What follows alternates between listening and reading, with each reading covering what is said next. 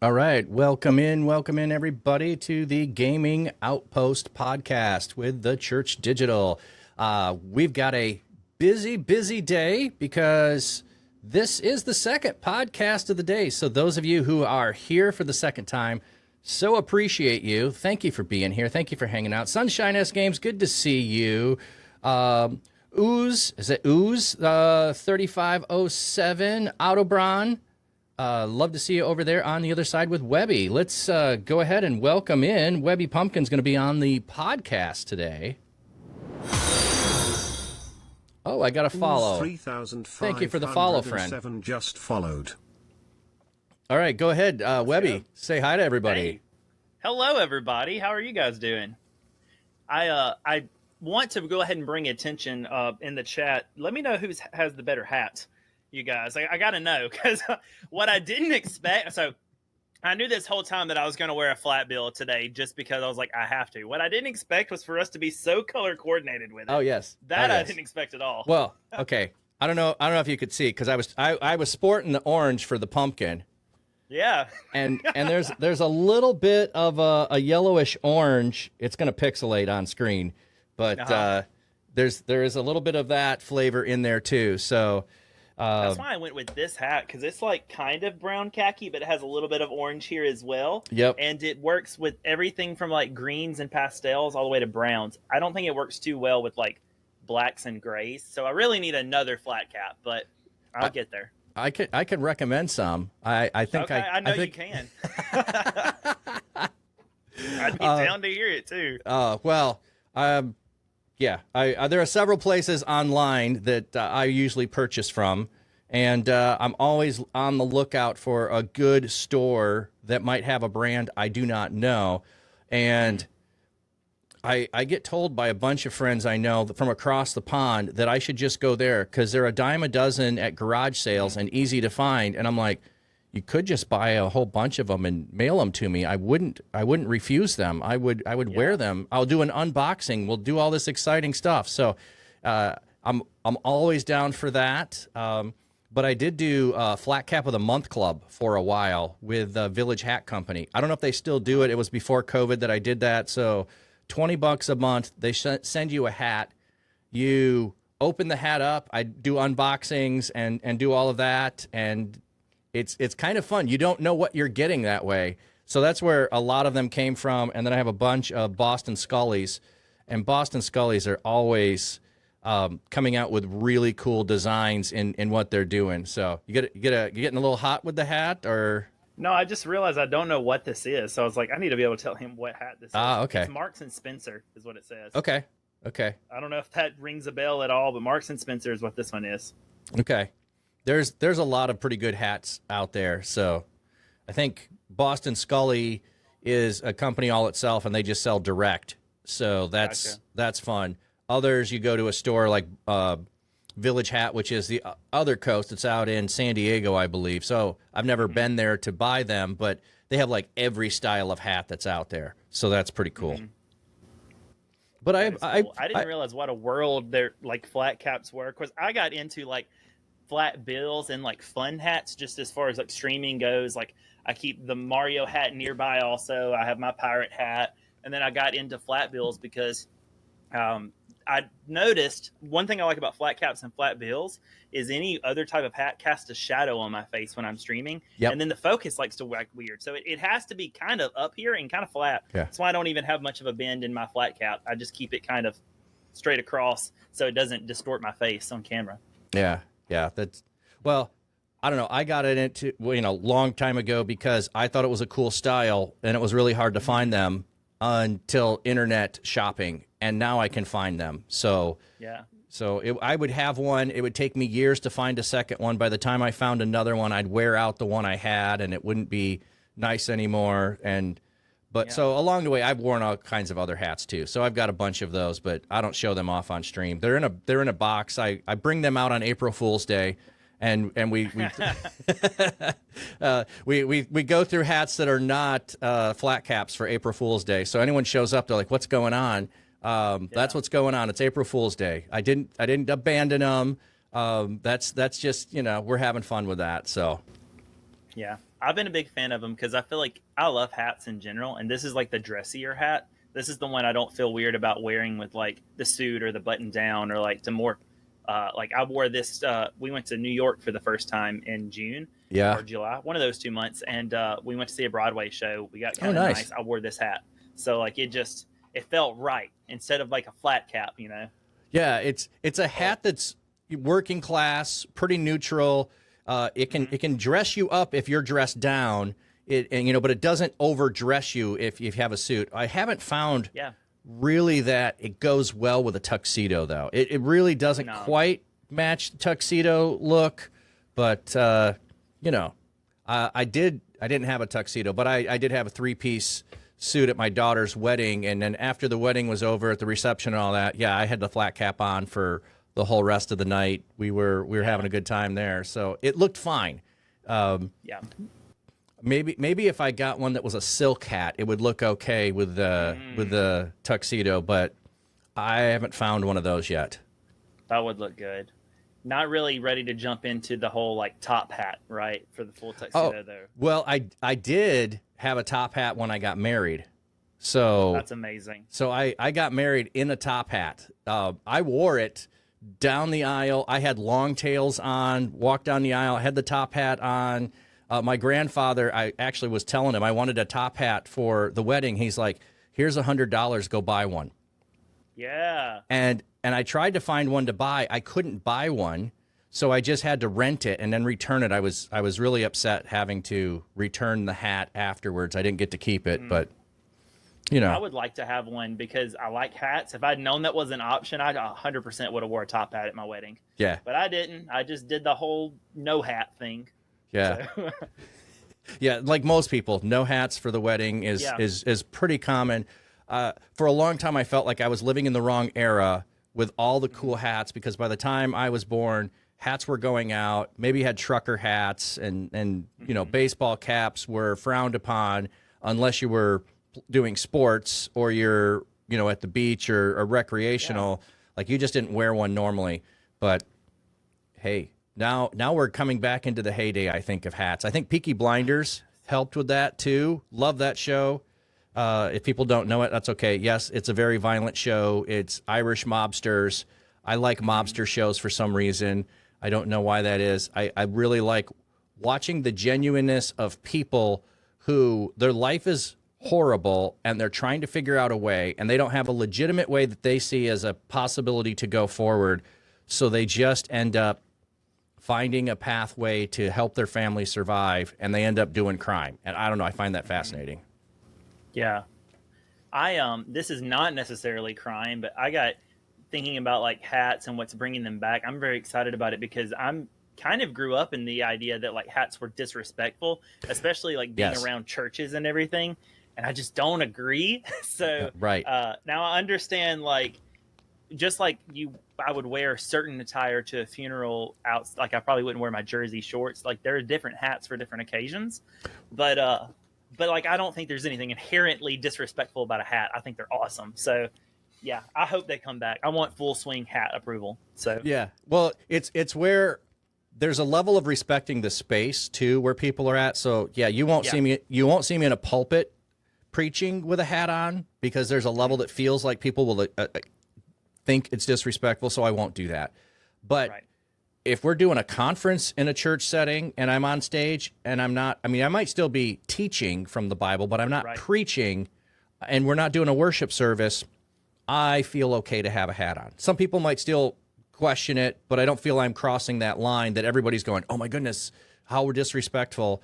I also like to point out, they wore turbans in the Old Testament, and there's plenty of passages that talk about put a new turban on, and that the priests of Aaron were wearing turbans while they were serving in the presence of God. So to me, it really feels like, no, they're part of it, of being able to serve God. Now, we don't have to follow all of that, and culture kind of dictates sometimes what's acceptable and what's not. And so I like to say, I don't want to unintentionally offend you, but if I'm intending to offend you because I want to challenge your thinking around things, I'm okay with it. It's the accidental ones that I like to stay away from. Oh, I didn't know this would offend you. Let me change that. But if I'm intentionally going, no, I'm gonna do this because I know you're going to take offense in some way. Then we have a conversation starter. We have something to be able to talk about of how do we grow, what is causing that for you, those kinds of things. So, but I do have to say I'll dig in the hat. So I appreciate you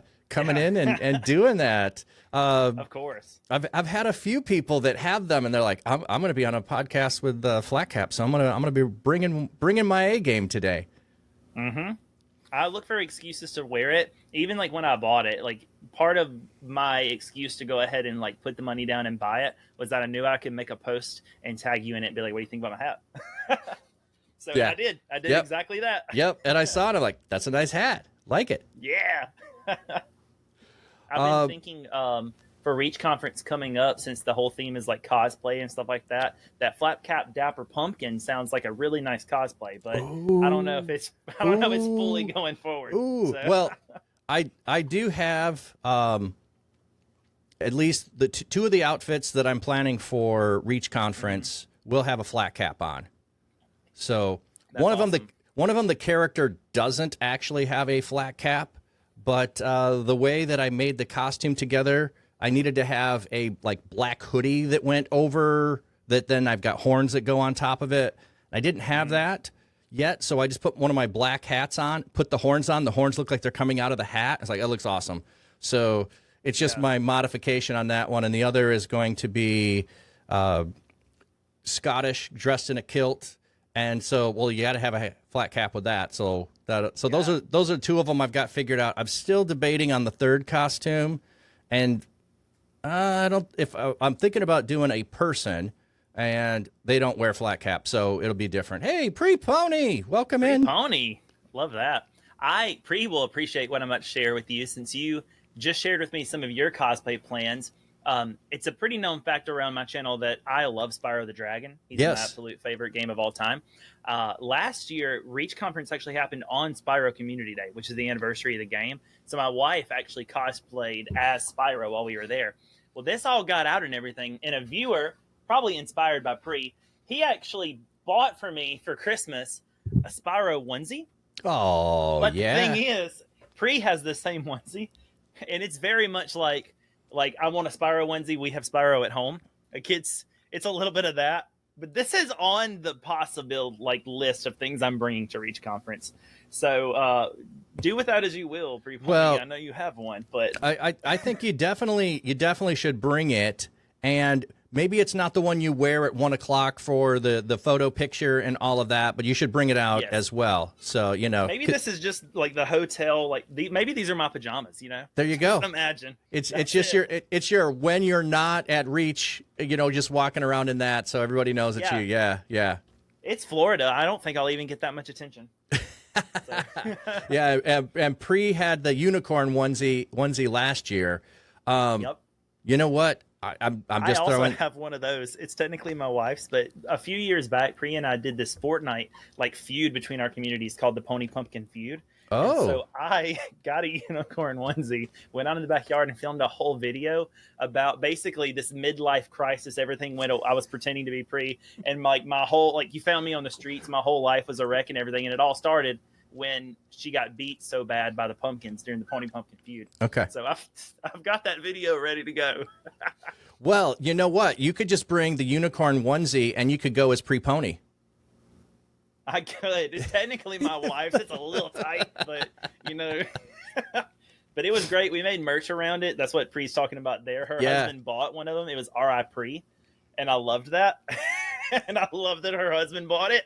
That's awesome. It was a whole thing. It was a lot of fun. We didn't really win, but Pre was generous, and we called it a tie. So, yeah. Well, I think everybody wins when you are bringing more communities together. There's just something I find amazing and fantastic about being friends on mission, being able to share what you're doing with other people, lift up the kingdom and all of that stuff, as opposed to what could easily happen in some realms is, well, I'm striving to be bigger. I'm striving to make it. So if I share my community with you, they'll go watch you. I'll lose my community. I need to keep everyone here. Yeah. And I just don't think I don't think that's how the New Testament did it. I think they had their gifting and they went the different ways. God was leading them and growing them, and they ministered where they were. And I just love all of the New Testament stories through the book of Acts are just so fascinating to me of what God did, how he raised up, the 12, and then he raised up the 70, and then there's the 120 on the day of Pentecost. And pretty soon they have thousands of people coming in, and then it's like, we got such a big problem, we got to have a new role of deacon, and then the deacons are out doing stuff. I mean, it's just pretty cool. Well, and also it's interesting because that fear or like that lie around they'll go watch this other person maybe happens in like the off cases occasionally, but in practice that I found, that's not even what happens anyway. You just kind of all envelop together, and if you're two people are live at the same time, it is not very rare. For like if Pri and I are live at the same time, a person's got us both tabbed up. That happens with P. Tony and I all the time. Oh yeah, that our community is almost the same community at this point because I joke that he and I monopolize each other since we do the podcast every week. Right, and it's just one community. It's really cool. So that's what I see. I see that maybe there's a few edge cases, but for the most part, they just end up watching more people sometimes at the same time on Twitch. Yeah, and the other blessing is, so if you're in an ecosystem within Twitch, and all of a sudden you come into a new ecosystem. So, like, there are other communities out there, and I've had plenty of them here, God's Many Blessings, Hopeful Disasters, DC4C, Taco. Those are all in addition to Reach Conference, and there's more I'm not even naming that I'm probably forgetting. That there's ecosystems of streamers who collaborate, they work together, they have similar goals. Well, when any one of those two overlap, it just blesses the kingdom with more people getting exposure to other people that are on, because I know at my regular time of schedule when I'm streaming, it's in the morning. So what are people doing who find me one day, but like, the morning's not my regular time. I can't watch all the time. Well, if I can introduce them to you and you're on at 6 p.m., they've got a whole nother set of people they can watch and see what's going on and just be blessed by that. And it goes both ways with that, because I've done a few things where I'm accidentally streaming later than I'm used to. And someone, we have a person named Emmy who is super sweet. She is somewhere in Australia. So when she's watching my stream, she is like getting up early, getting ready for work. Right. It's one of those kind of things. So you are the perfect fit for her, because your morning stream is her afternoon. Yeah. Like it is when she's ready to just like unwind and watch in the evenings. So yeah, I used to see it as like a challenge, because I'm the person that feels like the not super supportive friend that doesn't get to go watch things because so many people stream when I'm at my day job. But that's the other way that I can do it, is like, hey, we're kind of a relay. Like we're kind of tagging each other out. Yep. Mm-hmm. Yep. And Pri's saying, be less worried if people are eating what you're serving, and be more worried if people, if they're fed. Oh, that's just so good. Mm-hmm. Well, Pri has an act for coming into my stream and saying really profound things that I never say nearly as well. And then she'll just kind of like Batman-like, just kind of go back and be like, yeah, I said something awesome. And then just back in the shadows. And then she comes up, she's like, here's a nugget of wisdom, peace. And she'll just roll back out again. But she's always got like the best things. Oh, yeah. Yeah. Well, I know last year as we were preparing for Reach, and we were going through and doing alpha, like, I mean, I've done alpha many times, but my setting has always been with a physical church, with people who are present. I was learning so much from the way that she was adapting things and adding things and had insights. I'm like, I was just like going, tell me more, help me understand, how do I adapt what I've known and what I've been doing to a different culture and a different people that need to be reached differently. So that was just fantastic. Yeah, she's got plenty of wisdom. So I guess Pri, I'm going to have to get you here on the podcast at some point down the road. I'm not about begging either. So we can it's not above me. I'll definitely beg some people to get them on here eventually. But like I told you before we got on, I don't know where the conversation's going to go. I have some intentional questions that I want to ask everybody as they come on, but we just started on hats and the conversation just went in a direction. But I do always like asking, because one of my hopes with this podcast is that people who are wondering whether they can do this or not, their church isn't giving them support, is they can point people in their church to this podcast and say, look, there are a whole bunch of Christians who are following after God. This is what they're doing online. I'm feeling called to it. It's legitimate. So I want to help legitimize people who are feeling called by God to share with their church, their leadership, whatever, and be able to see there's a lot of people, not just one or two people, not just a couple of people that are pretending to game and claim that they're doing it for Jesus. They really are. And the other thing is to be a place of encouragement to say, hey, there are people just like you. If you're struggling, if you overcome things, if you're trying to do this, like, don't do it alone. Be in community with other people that are doing it. It's so much easier to be in community, have encouragement, take your prayer request, all those things to other people. So I find that just super fun and encouraging. So I hope that's what the podcast does for people, those two things. Yeah. I think sometimes those moments really make a big impact on the streamer themselves too. So a piece of my story is I was kind of already doing that. I was working at like a big church, big for my state. I was working at a big church. I was working on the communications team. I was making video and music content. Like that was my whole shebang, working and managing social medias, and then started liking streaming. I was not doing it on Twitch. I was doing it on this little place nobody's heard of called Mixer, but I was doing that there and making it work. Yep. And we paid a pretty good, I don't even remember the name of the company that put this on, but we paid a nice little chunk of change to basically do a communications conference, like chatting with people. Right. And it was like one of those like slog kind of days. I hate to say it that way, but you're just in video chats all day long. You're taking notes, and like 30% of this is good. And some of it you're like, well, that doesn't really fit what we're doing. Right. And then the very last guest had everybody in the room look at me, which was really cool. It's this guy that no one's ever heard of called Jate Live. Oh, yeah. And no one's heard of him. Yeah. And it was incredible because he was there and he was talking about like basically Twitch as a mission field. Yes. And I'd not thought about it in that way. I was just trying to like promote pumpkin positivity, and what that looked like was being here for each other, trying to steward and make this part of the internet better than we found it, and laughing together, praying together. There's like a prayer redemption in these little pieces that just felt like what you would do with buddies on the street, you know, like yeah, just exactly. kind of talking, doing that. But I never even thought about how big this would be. Jump forward, I was following and being followed by Jate, like on Twitch and Twitter and everything. By the end of that night, he and Aki had already connected with Aki a little bit. They actually came onto my podcast, and that's when I realized that this heart is more than just we're big. Because at that time, Aki wasn't a partner yet, but he was still significantly bigger than me. And it was really cool that they both took the time to just come on and talk about pursuing your goals without compromising your convictions. Was our whole like spiel. Where that gets really cool, and the reason I bring it all up is that set a foundation for something I didn't know was going to happen in my life. And like meeting people like Pre, who I met through someone who suggested one of us to each other that's not a believer at all, and just was like, you guys would connect, and we did through Twitch, all around the time that I went through something that a lot of Christians go through.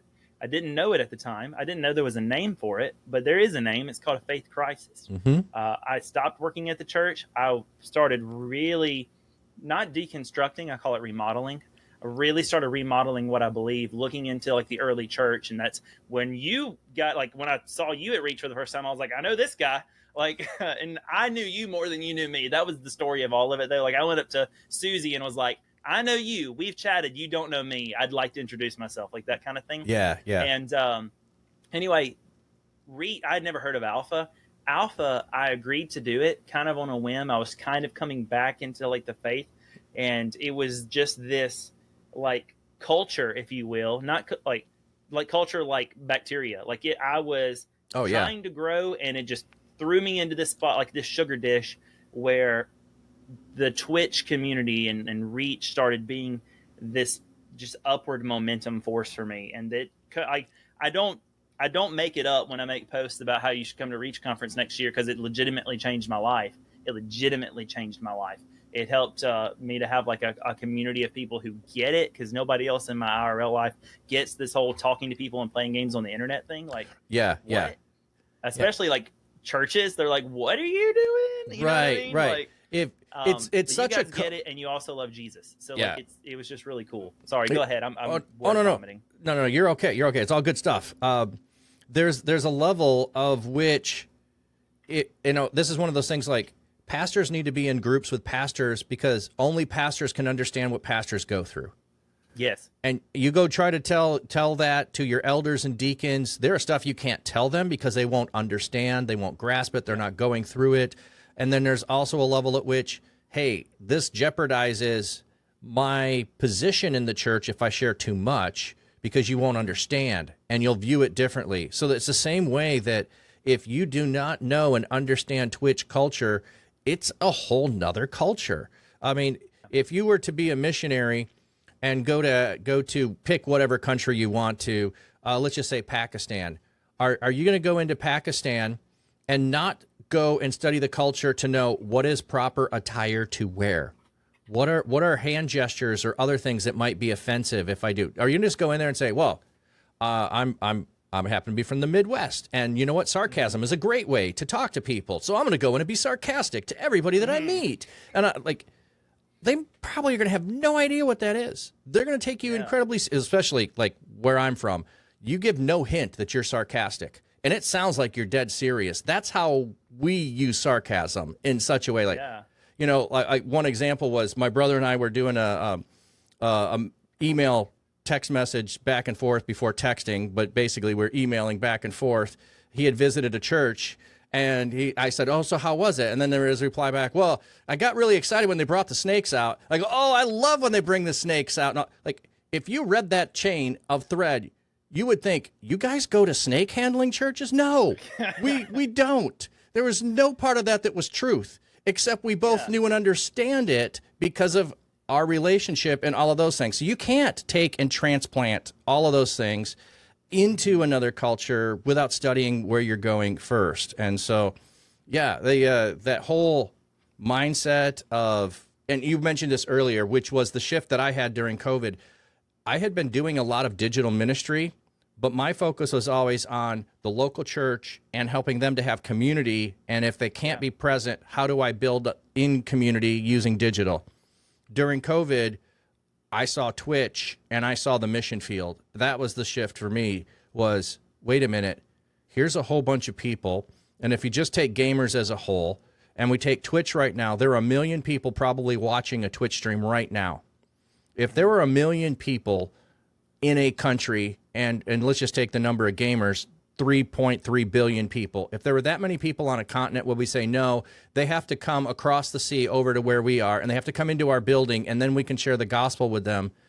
People would look at you like something's wrong with you.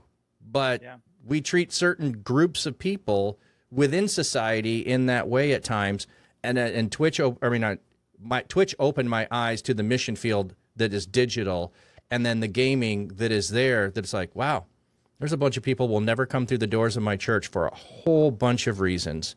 And I can go right to them and I can be in the palm of their hand. So that's kind of like a little bit of how I got started.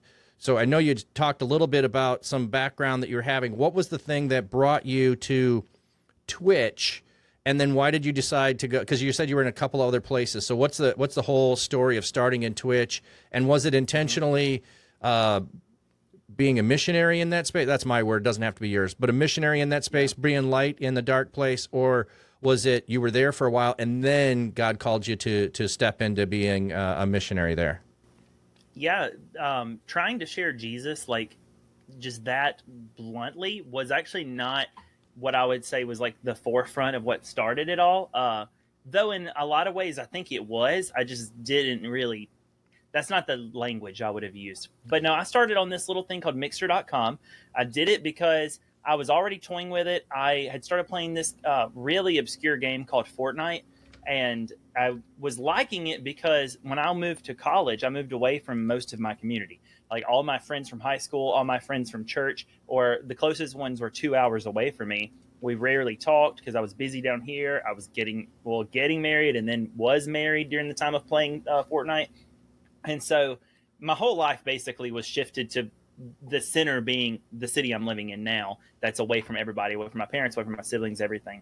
I never had really played online like games, but found Fortnite. They introduced it to me and I was like, yeah, I'll try that. I just bought an Xbox. Why not? And I started playing it and I was like, this is fun. I was absolute dog water at it. And now I'm like tap water. I'm not dog water, but I'm okay. Still, we're not designing or anything. But what I loved about it is I found that I was talking to my friends again. Like almost every night we were Yeah. chatting, and it was great to just catch up and be doing that. And I just fell in love with the talking to people aspect. Well, then I jumped into this game called Sea of Thieves. I was still playing with Mr. Whittier Jones, one of those friends who was my first mod, who's been here the whole time. Shout out to him, incredible guy.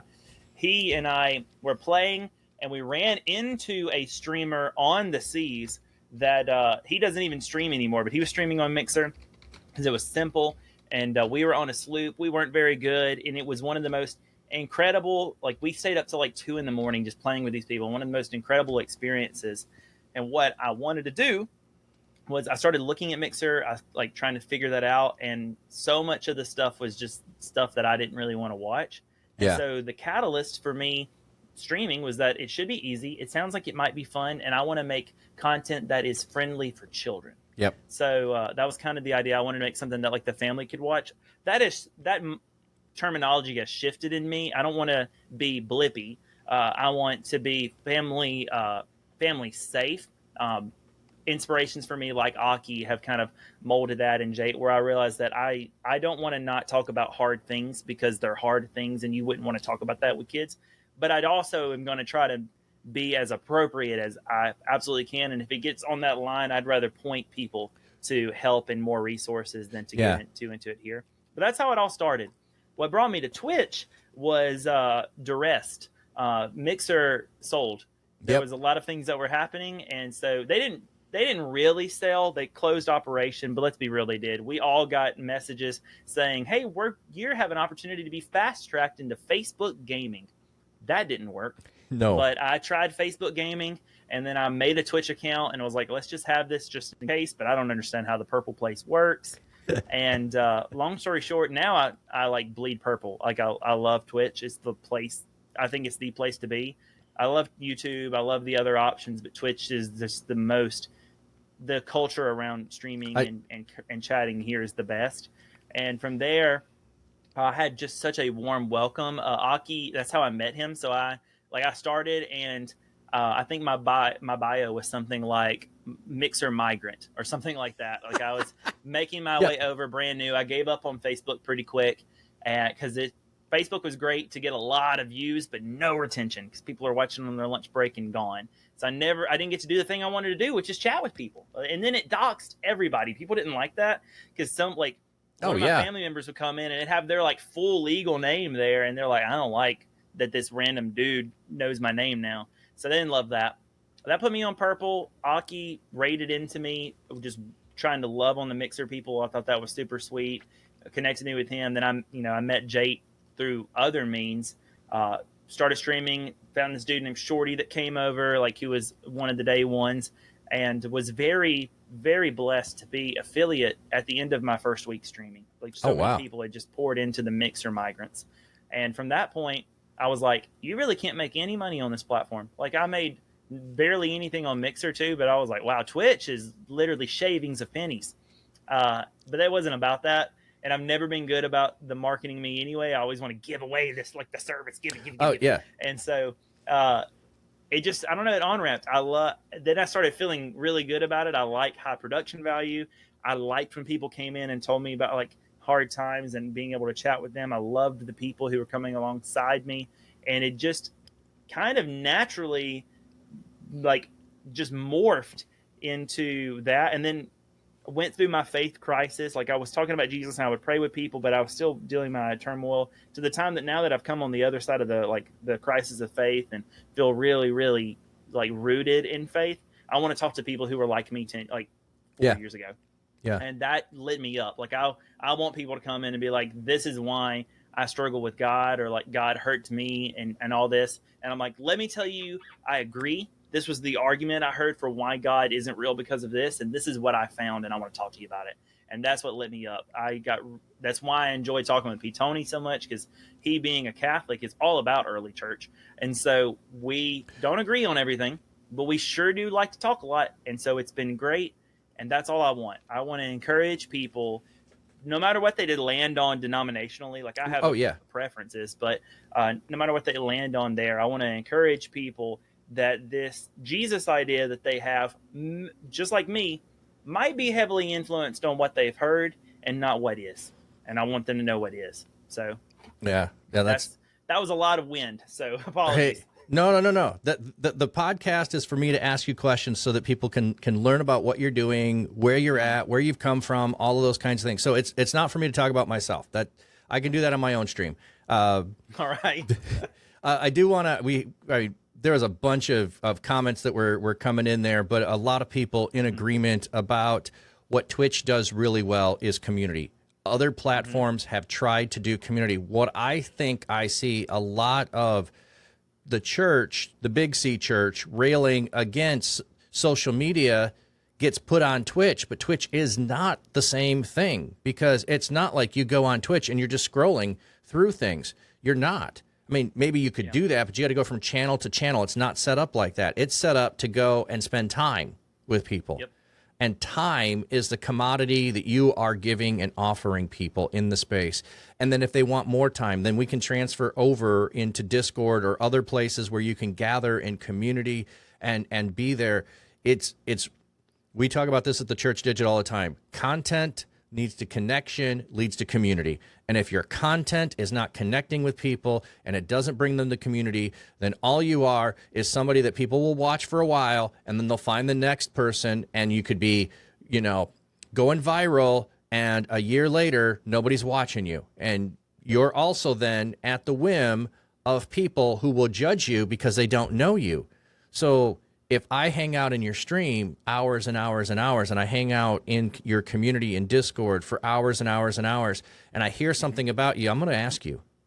I'm not going to jump on the bandwagon of any of the hate that goes on and the trolls that go on that you can have with comments of anything that gets posted. People can take offense at, like we were talking earlier about hats and the church. And boy, if that was just a post and it was just a tiny, 2-minute little thing, boom, the chat blows up with a bunch of people yelling their point of view, and there's no relationship. But relationships get built, and you're just giving great examples of how people were investing in you as you were getting started on Twitch. And that's how I got started too. People invested in me, and I'm always looking also for newer people to invest in them. Like I found North Hill Live when he was getting started, and spent some time investing in North Hill. By the way, North Hill is here. So those that do not know or haven't watched any of the other podcasts, the Church Digital has 4 summits that are coming up this fall. The 4th one is October 8th. It is the Gaming Summit. And so we're going to be talking about who's your one, how are you reaching them, and North Hill is going to be one of our speakers at the summit. So really excited about that. So he's going to be there. He's going to be helping. He's going to talk about what his experience as a pastor and planting churches, and then how did he adapt that and bring that into streaming and that environment. And boy, I've got so much stuff to learn from North Hill. It's like, if you're humble enough, you can take and learn from anybody else, because everybody is excellent at something. And there's something to offer everybody else in what they are bringing to the table and sharing. And I'll just tie this back in. I did see, Ooze, your question there earlier of how do you get started. There are any number of ways to get started. Mm-hmm. And as I bring people on the podcast, I'm always asking, how did you? Because my how did I get started is different than your how do you get started. I went watching Twitch because I was sitting at home during COVID, unemployed, and so I had a pastor friend online, and I started watching him, and then he just kept telling everybody to go follow me because I'm going to stream, and I'm like, no, I'm not. I'm not going to do that. Why would I do that? I'm gonna lick my wounds for a while. I'm gonna heal up, and I'm gonna go find another gig in a church. And God just said, no, you're not. Start listening to these people that are investing in you and caring for you in your time of need, and then you can turn around and do the same for other people. Mm-hmm. I'm just trying to catch up on some chat. You're good. Yeah, North Hill. Twitch is fellowship. Oh, my goodness, it is. Unlike basically all other platforms. I do appreciate that YouTube is trying to create a community, group. I don't know if it's going to take off. I mean, it's like Facebook group. It can happen. but I have a feeling it's almost like you have to have the pre-existing community to get a Facebook group to actually be successful. Otherwise, it's hard for people to find you on Facebook. You know, where do I go to go look and search for somebody? If it doesn't show up in my feed, I'm never going to find it unless it's word of mouth. I'm wondering if YouTube's going to be the same thing with communities there. But I might, and maybe it will change. But communities and Twitch seem to have a way of finding each other, you know, and connecting and building and growing. I think it's a lot to do with the culture of Twitch already, because like if I do even a live stream on YouTube, it's very difficult to raid or host someone else. And I can only do it if that channel has given permission to be hosted into by me. So like it's almost impossible to just organically or accidentally send people over to other places. And Twitch, that is just the norm. You know, like what do you do at the end of a stream? Well, most of the time you raid someone else, and then you have some discretion over who and why you raid them. But like everybody here is pretty much always trying to pour into another person. That's just not something I see on YouTube until like there's collaborations in videos, but until there's more of a structure for it to be just really easy to stumble into someone else's community like that, I think YouTube's gonna have a hard time creating that fellowship feel. Yeah. Crimson was saying a little quiet on Webby's stream. I'm not sure who's a little quiet. Turn that up. Is it me? Is it my side? So I bet I just don't have my microphone loud enough. Well, I'm just clarifying. Is it me or is it you that's too quiet? So. Oh, that's a great question. Yeah, I don't know. I'm turning me up, and if he still is like no, then I'll know to turn you up. Yeah, it's like which way? Who are we turning up? So. Right, I can do both. Oh, both are quiet. Okay. I can fix that. All good. All right. Yeah. Pre-Pony, haven't scrolled for a year. I know your people, and when they're on, occasionally you meet a new friend on X or something, and you'll click their post saying they're live, but you really only use Twitch SEOs, yeah. Or you don't really use Twitch's SEOs, yep. Mm-hmm. Yeah, My pleasure, Crimsonite. No worries. Sorry, go ahead. Oh, no worries. I don't usually watch live anywhere else unless I already know them, you know, that, because the chat just isn't there when I go to watch live. And this is, if you're going live on another platform, I'll watch the VOD later where I can put it on double speed because it's not, most other places don't have community. And a lot of them aren't good with engaging chat either when they're live. They're live and chat might engage chat. So for me, like it is all around the community of what you're doing and sharing with them and bringing them into the conversation while we're talking. Yeah, I think that is such a good vein to think about too when it comes to Twitch, because I am trying to get more and more comfortable with the idea that it's really not about what I'm doing on Twitch. And some of my best times I've ever had have just been in just chatting streams where I put so much thought, probably too much thought, into what I'm going to play or what I'm going to do that's going to be entertaining for people so that they'll stay there and talk to me. When honestly, most of the time, if I just talk, they'd stay there and talk to me. Yeah. And even right now, like I ran a test tonight because I've been using the podcasting category during my podcasts. As I'm live streaming this with you, I chose to keep just chatting as the category. Right. And I have a theory, and it seems to be right, that just works better. And we're still doing the same thing. We're still recording something and talking, but it doesn't have to be categorized as a podcast because people like just chatting. And especially since we're interactive with chat anyway, that's what we're doing. Right. I use the podcast because I'm intending to make it to be a podcast. Right. So some people use the category with this is it and it's nothing more. But if you're doing it and it's recorded and it's shared elsewhere, that's where I've felt I'll use the podcast and talk show. But I do know I've gone into the category and people do not engage chat at all. They are simply taking their podcast and streaming it on Twitch. And that's not a whole lot different, in my opinion, than some of the churches who they have someone in their community that convinces them the church service should be on Twitch as well. So they live stream, but they don't know about community. So they're just live streaming thinking that the gospel will get out and people will watch it. And it's like, that's not the culture here. You don't just go live and people will show up. Yeah. you have to engage the people that do show up.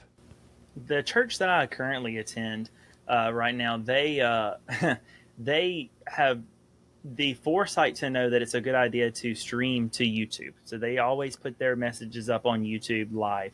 The only two things I don't like about it, and I've shared this grievance, but what do I know? But I've shared this grievance, is that their thumbnail for every video is the logo of the church. The titles are different, but that is what it is. And this has gotten better, but it broke me one day. I started messaging the music director. I was like, we gotta do better about this, because no one is monitoring the live chat on the YouTube video. And there was a person that was literally like, okay, I want to know more about this. Crickets. Yep. I don't know that anyone ever got back with them. And at some point, maybe, I don't know if they were even still there for someone to go and try to private message them later, if that's even possible. So if you're going to do it, do it as close to strive for perfection. I know none of us are perfect, but if you strive for doing it just absolute best you can, you'll land among excellence. Really try to do it, because that connection was way more important than the production. Just meeting that one person. And I think that about when it comes to streaming here, that's why I don't feel like it's about me. Also, sorry, my dog decided he needed to be on the podcast. When it comes to streaming here, that's what it's about. People want to talk about how their day was. People want to ask questions. Lately, for me, a lot of theological questions. And I'm like, y'all do remember I'm a streamer, right? I'll try. I'm an armchair apologist. Yeah. And that's what it's about. Yeah. And they're having conversations about theological things should be honest. So it doesn't mean you have to have all the answers. So to the point where you can engage with your knowledge and understanding is what you can do for people. Because, for instance, I have pastor in my title. So there's a certain number of people who will not show up in my stream because they might feel intimidated. They might feel that whatever they view pastors are. So they might never come to my stream. But you not having that in there gives them more freedom to ask questions, because they don't feel intimidated to ask a Christian questions about their faith. So it opens the door to the questions. Don't feel like you have to have the answer. I don't have all the answers. There are a lot of things that, if you ever watch my stream, we're reading through the Bible, I'll just plain up say, there's this theory or this theory or this theory to explain what this passage is saying, and I don't think I like any of those explanations. They don't sit well with me in light of all these other things. I don't know what to do with it.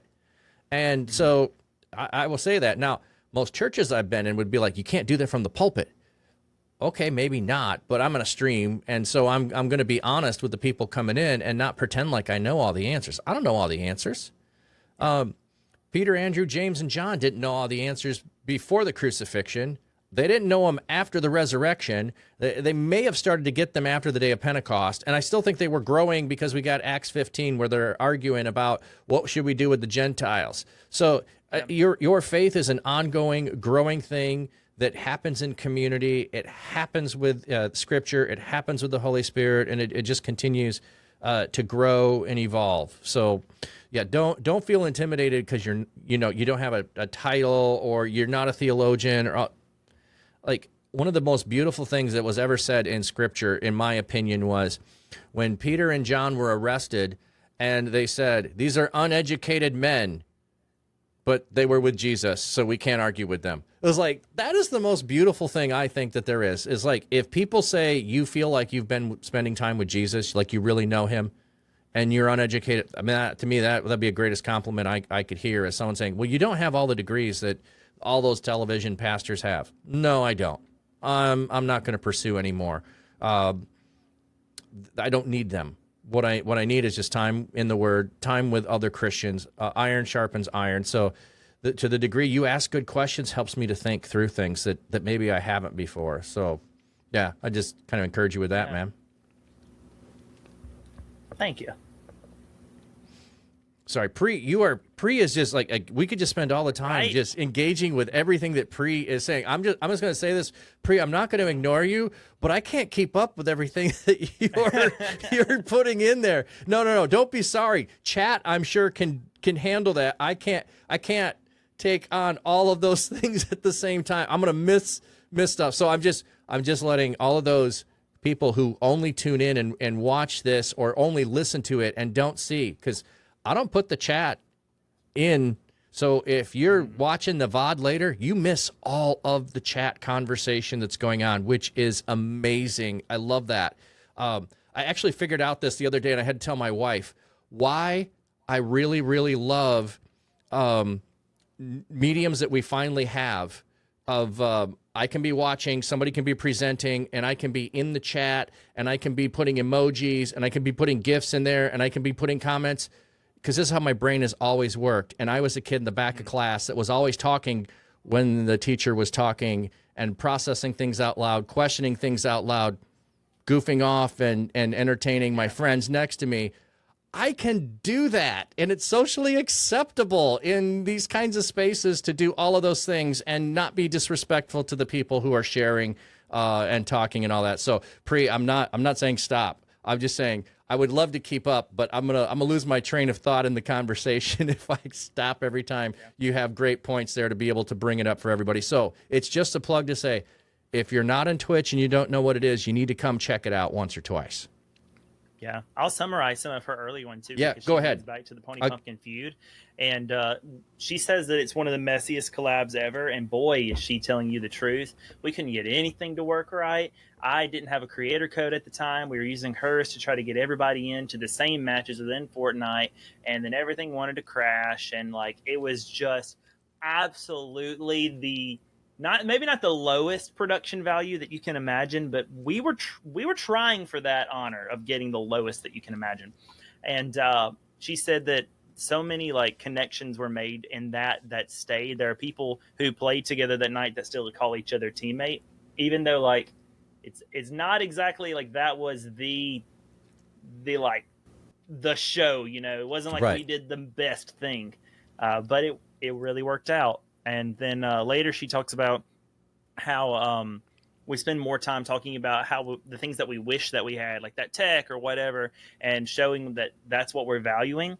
And our mission is to build community. We should be more focused on the community than the game or the tech problems or whatever. Something I think she does really, really well. But that I've had to catch myself with that too, because I don't want to be the guy who's live, and there are so many amazing people who are here that are supporting and are talking and they're having a good time, and this is how they're choosing to spend their Tuesday night. And here I am like, man, I just wish things were better. Like, Yeah. That's so distant. That's so unfair to the people who are here that think that this is so much fun and like are loving it. There is a level of being able to acknowledge that I have limitations in what I'm doing, and acknowledging that my technology might have limitations and that those might be interfering with experience. But yeah, if all I ever talk about is, you know, my mic is bad, my mic is bad, my mic is bad, well, then I either need to fix it or I need to stop talking about it. You know, it's one of those kinds of things. Yeah, definitely kills the vibe when all you're doing is complaining. Nobody's showing up to listen to someone complain. They will show up to listen to somebody talk about difficulties in life and be honest and open and transparent about real things that are going on, not just anything that's like, oh man, I sure wish that I had a 37-inch screen, which I do have. I wish I had that, and it would be great if I had that, and it'd be wonderful if I had that. You know what I don't like about my 37-inch screen? It wants to make everything full screen. And I got it intentionally. Instead of getting two screens, I got a 37-inch, and it's disappointing. It's disappointing. That's really good insight, though, because, like, not all that glimmers is gold. Kind of is what it made me think about there. Like, so many things that I got, like, I have a similar disappointing statement about this SM7B in front of my face. That was like the mic to have. Like, Right. I saved up for this. I spent money I probably didn't have and I shouldn't have spent on it because like this is the mic to have. And luckily, I do have a little bit of like a music background, so I have found other ways to justify it. But I'm gonna be honest with you. The Rode Pod mic that's next to it sounds every bit as good, for talking sometimes better, for less than half the price. Like, it's insane. Yep. This was I look at the part, I look so cool. Webby's got that fancy streamer mic, but honestly, no, it wasn't worth it for what it does. It wasn't. Well, we were talking a little bit about tech before we started, and some of the tech I got with the intent of doing something and then ended up not actually following through and doing it. And it's like, well, okay, so what did that really do? I've found a little bit, it is better to start doing something with what you have available until you are certain that it's worth doing, and then you can improve with the things you're doing. So I'll just show you my mic on my, I'm gonna have to unplug it. My mic that I had. This is a JLab. It's nothing great, but my son-in-law was doing Twitch and streaming, and he had it, and he said, hey, you need a better mic than what you have. Do you want it? I go, yeah, that'd be great. So I got a hand-me-down so that I could start with that. Great.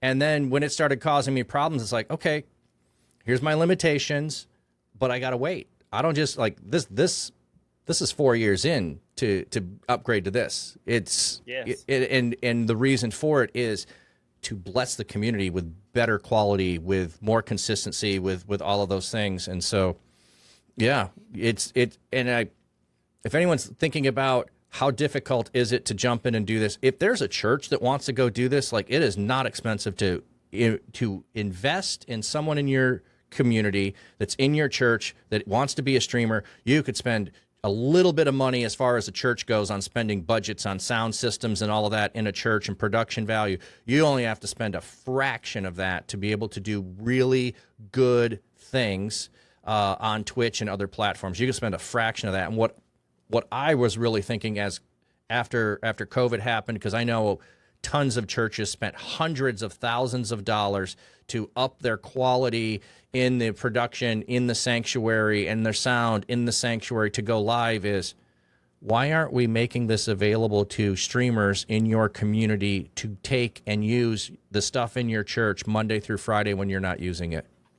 Yeah. So I don't know who wants to who wants to hear that, but more, I know there's somebody who needs to hear that because they're in a church and they know it's sitting there, and they may have influence to be able to say, let's try to do something in our church to bless our youth in our community, or to bless the elderly in our community. Because, yeah, there's a bunch of shut-ins, and we could do something to bring to them Monday through Friday. It doesn't have to be on Twitch, but somebody needs to hear that. And I've had that opinion for a while. I tried to talk to a bunch of churches and move in that direction. I even had the idea, I'll throw this idea out there because I don't care if someone does it and makes money off it. But you know how there's Airbnb? What do? You rent your house out when you're not there. Why isn't there a platform, I don't know what you call it, for churches that rents all of their sanctuary, sound system, video production stuff that you have that you spent hundreds of thousands of dollars, that you let people Airbnb it and come and do a stream or a podcast in your church? Doesn't have to be live. Maybe you need to pay the tech guy, but you like pull it up and go, hey, there's a church in my area I could go stream from and be able to be live and have good quality way beyond what I could ever afford living in my basement and or in a closet and putting production value to it. But there, yeah. I'm off my soapbox for a minute, but. And I get it from like certain logistical like sides of things, and like there's like a trust factor. Oh, it's hard if there's someone that you don't know that well or haven't vetted yet to give them that $400 or $500 mic, you know, to go do something with. For many churches in my area, like they've spent the money on these big things and it was like their big swing. They probably shouldn't have done it, but they certainly don't have the money to replace it if it were wrong.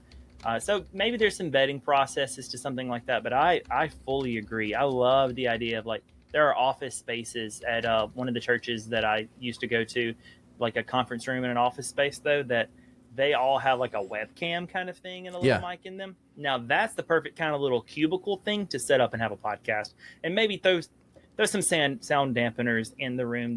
That would be beneficial for everybody at the church as well. And now you have an office space, but when it's not being used, it could also be a podcasting space. That would be fantastic. I do see maybe smaller scale, maybe not the sanctuary, but all this other junk we have. Oh, like, yeah. Well, yeah, a lot of opportunities for that. Right, and you're absolutely right. There would have to be a level of that. I mean, well, just like Airbnb has a whole system of, here are all of the legal stuff, and here's all of the deposit stuff, or what, or cleanup fees. You can put all of that into there. You certainly could, and maybe you have to have the budget high enough to allow it, because you have to have your tech person come in and be available. That might limit stuff. But my bigger thought is simply this. It's sitting there unused for 6 out of 7 days in most churches. And on that 7th day, it's used for less than 3 hours. What? I'm trying to think of the right way to say this without. I don't want to offend anybody. Like I said earlier, I'm fine with offending people, but only if I'm doing it intentionally. I'm not trying to offend anyone with this. It just feels like a poor stewardship thing to me. Mm-hmm. That's what bothers me about it. It's the stewardship kind of aspect of that. So, Ooze was asking some questions and talking about. Trying to pursue God. What's better? What's more important? Is it reading the Bible? Is it finding a church? And I would say start with reading the Bible, because you can do that by yourself. But also, more important, find a community of people who are following Jesus. And I say a community of people following Jesus because they might not be a church. And maybe they're not a church, but they are people that you see them following after Jesus, and you imitate what they're doing, and they're willing to invest in you. It can happen in a church. There are some churches who are on Twitch. North Hill Live has church service. I believe it's on Thursday, so it would have been today. Lux Digital Church is Wednesday night. XP Church, I believe, is Saturday, if I remember correctly. And there are other pastors, and there's other churches that are out there. So, yeah, get connected with anybody that's here in this stream. Get into any of our Discords. If you want to put your Discord in there, Webby. Yep, be happy to. I was going to say the same thing, because talked about how any of us would love to have you in the community or chat because he shared that he didn't have very many Christian friends. He's not in a Christian prominent country. You do now. Like, come on in anytime. Like, I'm live most evenings. This is one of my normal times. Most evenings. Flat Cap is live in the morning. It'll be hard to land in one of our chats and not also accidentally end up in a lot of other Christian friends that you could have. Like you'll end up there. Yeah, and just to piggyback on that, as far as how people in other countries might be in our stream and get connected and be part of the community, Samarella has been mentioned on several podcasts, so anybody who's listening to these and, hey, we haven't heard an update on Samarella in a while, I do want to give an update on Samarella. She is in Europe, in one of the former Soviet countries. I don't want to dox her, but she had been in the hospital. She had surgery. She was then in a medical coma. She is home. She came home this week from being in the hospital, being in the coma. She's got a long road of recovery. She's got some paralysis that I don't know if it's permanent, not permanent, if there's possibilities. She just got home this week. And so she has found community, not just with me, but with other people that are in community and streams together, like Ukulele for Worship, who's been on the podcast, and Mother Goose, who's been on the podcast. So you can also go and check out the podcast, and you'll find a whole bunch of other Christian streamers that have been on here and be able to connect with them. So, or reach Discord as well, which I don't have a link to that. If somebody has one that they could throw in the chat, you're free to go ahead and do that. I think my links are all open so that people are free to share.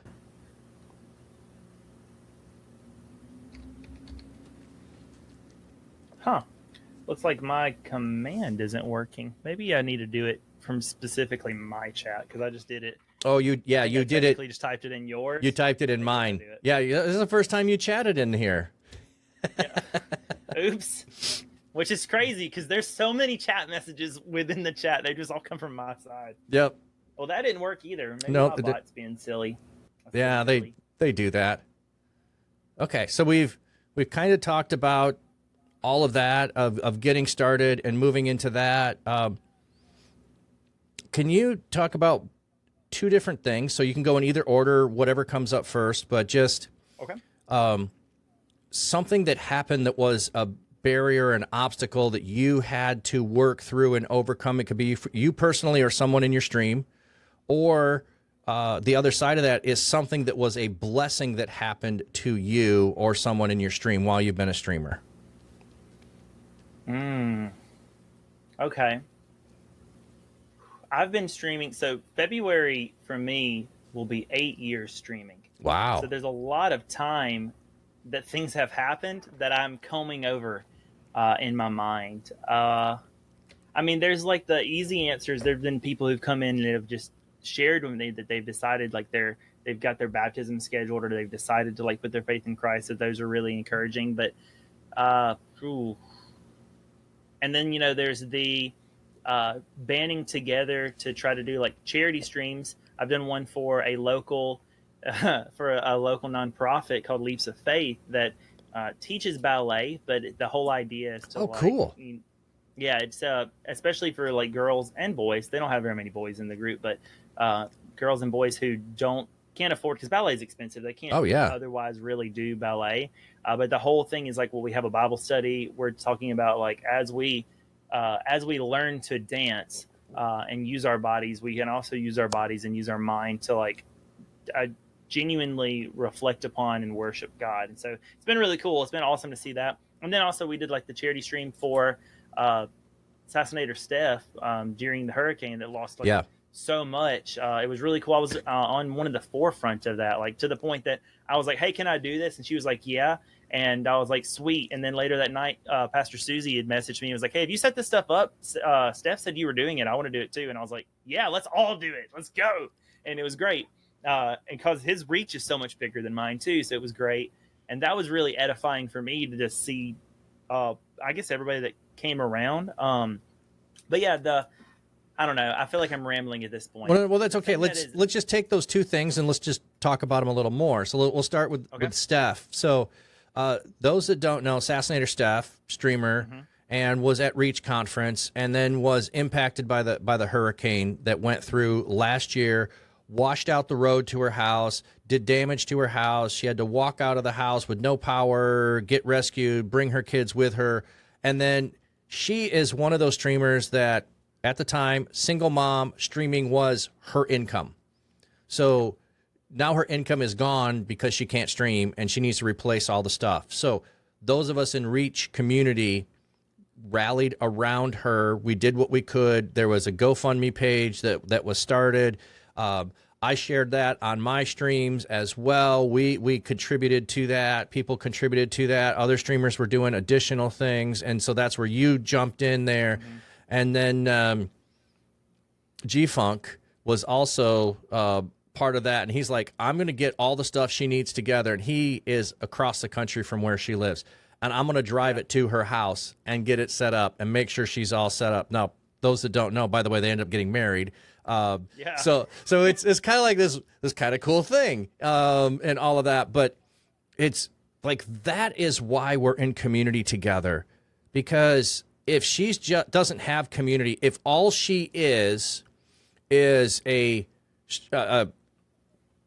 influencer with a bunch of followers, sure, she could have put it out there and she might have had a whole bunch of people that would have given something and maybe it would have done it. But this was a whole bunch of us praying for her, coming alongside of her, and then making sure that those things got taken care of. And lots of people asking questions, what more can we do? Or is there anything more that's needed? And yeah, so if you want to add more to that, I just think that was super cool aspect of things. It was so cool to be a part of being able to do that for her. But the like reward on that other side too is when I started to, along the time that I started to think that this Reach community is more than just like a TwitchCon, not knocking TwitchCon, but just us coming together and like hanging out. Like literally there's some care for each person. People that we truthfully, like, the internet's an interesting place where you can be so known and not known at all. Yeah. And that's how I feel. Like I would consider us friends, and I would consider many of the Reach community and I like genuine friends. But I also recognize that there's most of their daily lives I'm just not privy to.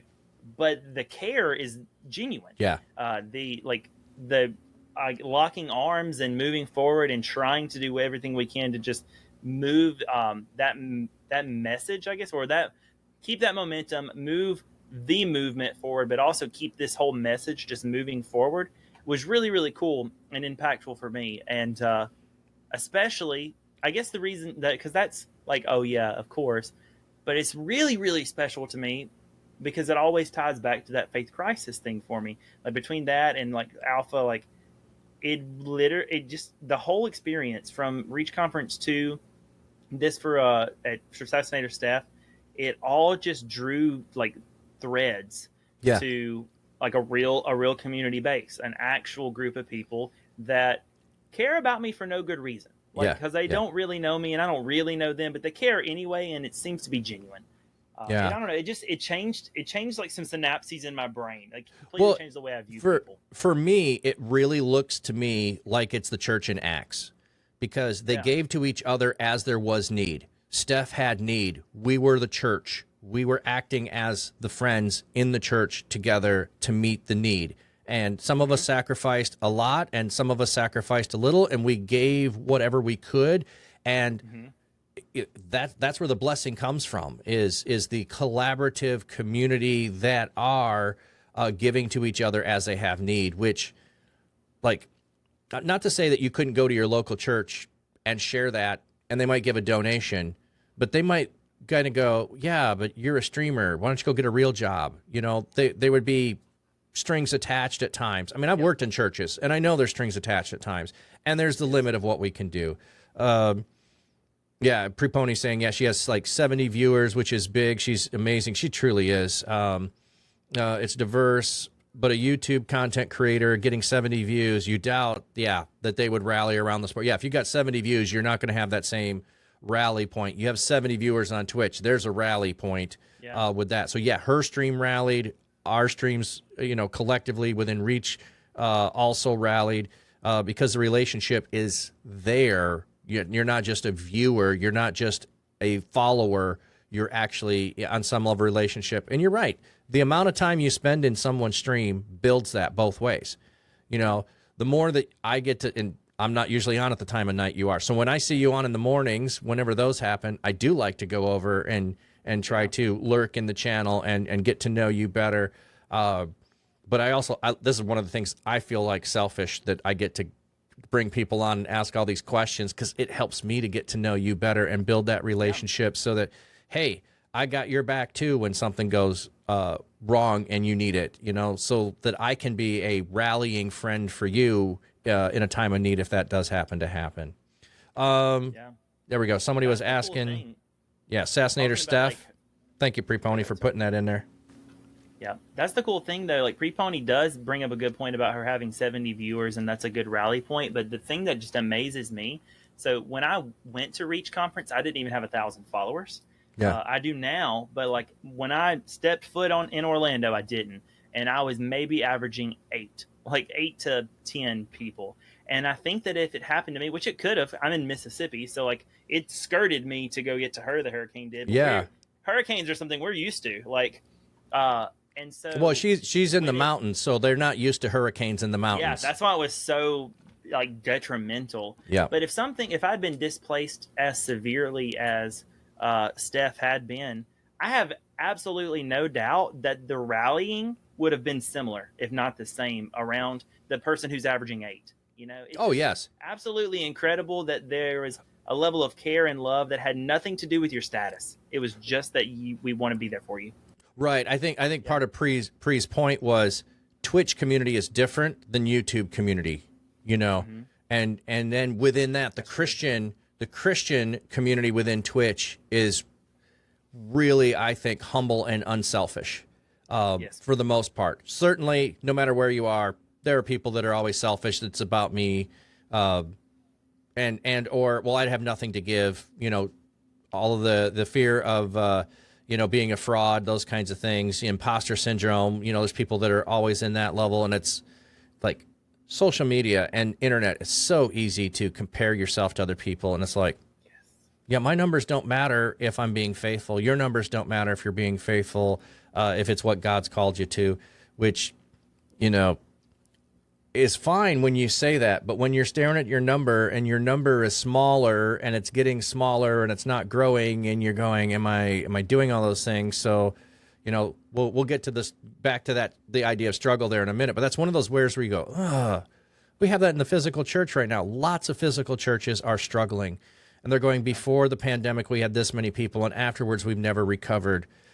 But there's the level of, do you focus inward when that happens, or do you focus outward? And I think when you rally, when people are in need to someone outside yourself, it helps you to be more vibrant, and you do get more blessed from that, and you're going to grow when you're blessing other people more than when you're focused on yourself. That's just my opinion on what I've seen happen in my life.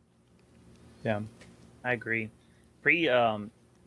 She's absolutely right about this. She said Webby disappeared for a bit during amidst the all the worst parts of the crisis. I actually did. I took an entire year off from all content creation. Just was like, hey, sorry guys, I gotta go, and I don't know when I'll be back. I was gone an entire year, give or take. And she was like, Webby disappeared for a bit. I was looking for him. We had never met at that point. We hadn't.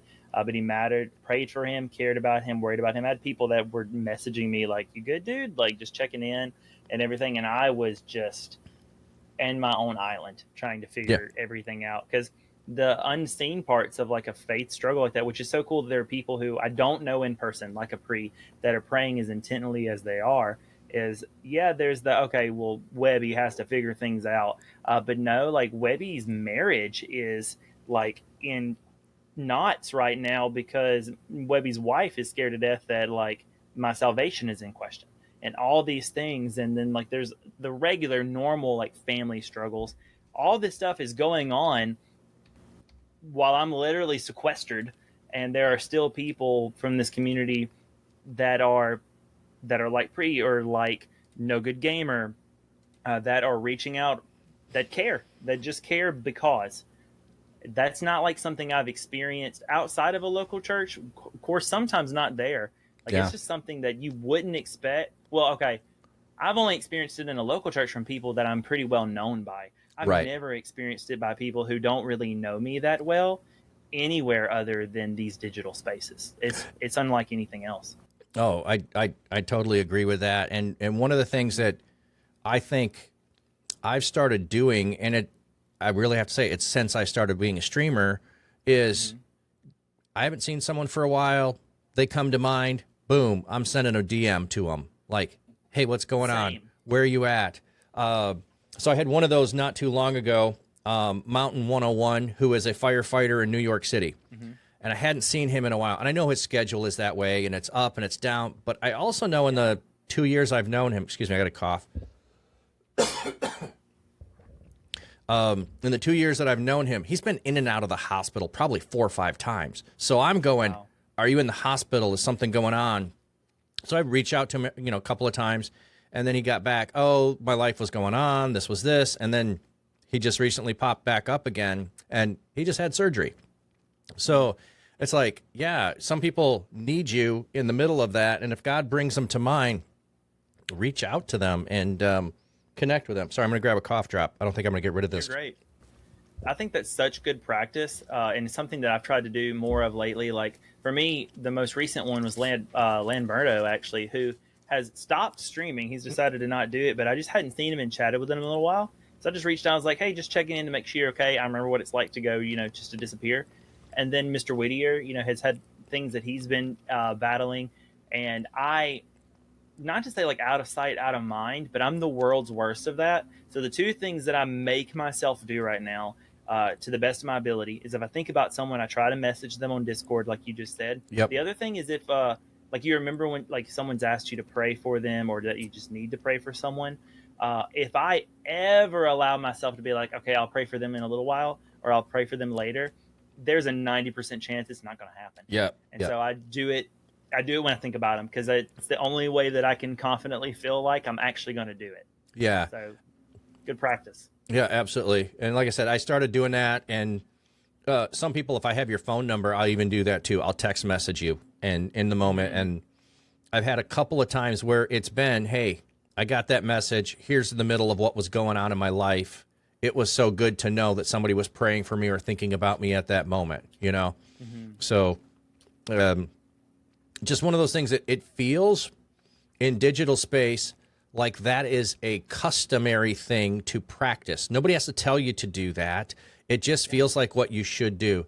If I'm in the local church and I'm like, well, I haven't seen somebody. Well, if I call them, they're going to feel like I'm accusing them of just being absent for no reason. So I'm not going to call them and say, hey, I noticed you haven't been in church for a month. Why is that? It feels accusatory. But online, it's just like, hey, man, I haven't seen you. Doesn't feel the same because there isn't that expectation of every time I go live that you're in my stream. I have no expectations of that.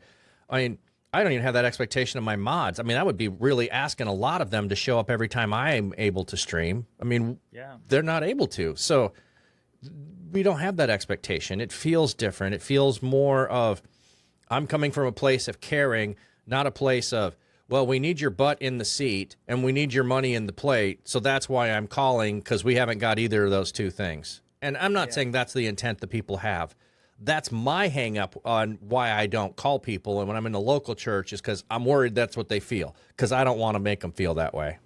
Yeah. Oh, so that hits so strong. I just had a conversation with chat the other day because there's a certain level of like subs, which are like the only real income I get at all from Twitch. But I never talk about it. I never like remind people to sub. I'm not even good about asking people to spend Bezos bucks, like the free one that you get. But there are people who have talked to me about like wanting to subscribe and like support, and they just don't know that their sub is run out or things like that. And so I was asking like, well, should I put something on the screen so you can see how many active subs we have at a time? Because to me, that feels like that plate mentality of like, here you are, pay your dues. And I don't want anyone to ever feel that way. It's why if I ever accept like a sponsorship or anything like that, I want there to be some kind of value. Like I would maybe do like a factor thing because, well, maybe I can get at least 50% off of your meal, and then you get food and you saved money and yet supported me, but I was able to do something for you.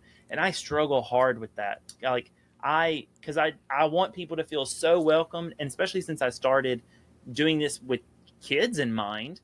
Like they don't have any money. I don't want them to feel ostracized or like they can't be a part of this community because they're 14 years old and they don't have allowance or not enough allowance and they can't legally work. Like, you're like, come on in. Twitch TOS is 13. If you're 14, come on. Like, I'm down. So well, and I think that's one of the things that a lot of streamers might struggle with that aren't, you know, intending and planning to be full-time streamers. I love the people that are planning and doing that, and they don't come across as begging when they're talking about it. Having worked for churches, you know, I've always like, I know people hate when you preach the sermon on money and all of that. And so I'm maybe more sensitive than other people of not wanting to be the person asking to hey, come and support me in what I'm doing. Yeah. But also the way that I approached it to start with was not that, hey, God's calling me to do this to make a living. It's God's calling me to do this to serve people.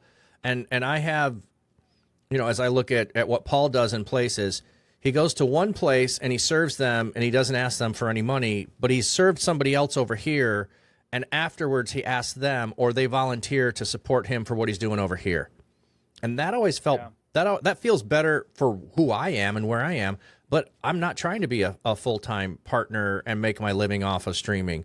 So it really makes a difference on your approach and why you're doing it and all of those pieces of things. I don't know, I wear a lot of hats, literally, and I wear a lot of hats by being involved in lots of things. Like one of the things that my wife will always say is, if you're not busy, you're just not you. You are always going to be busy. So if you don't give me something to fill my time with, I will fill my time with something. I mean, I love raising money for charities and doing mission trips and doing those things. To me, that's exciting.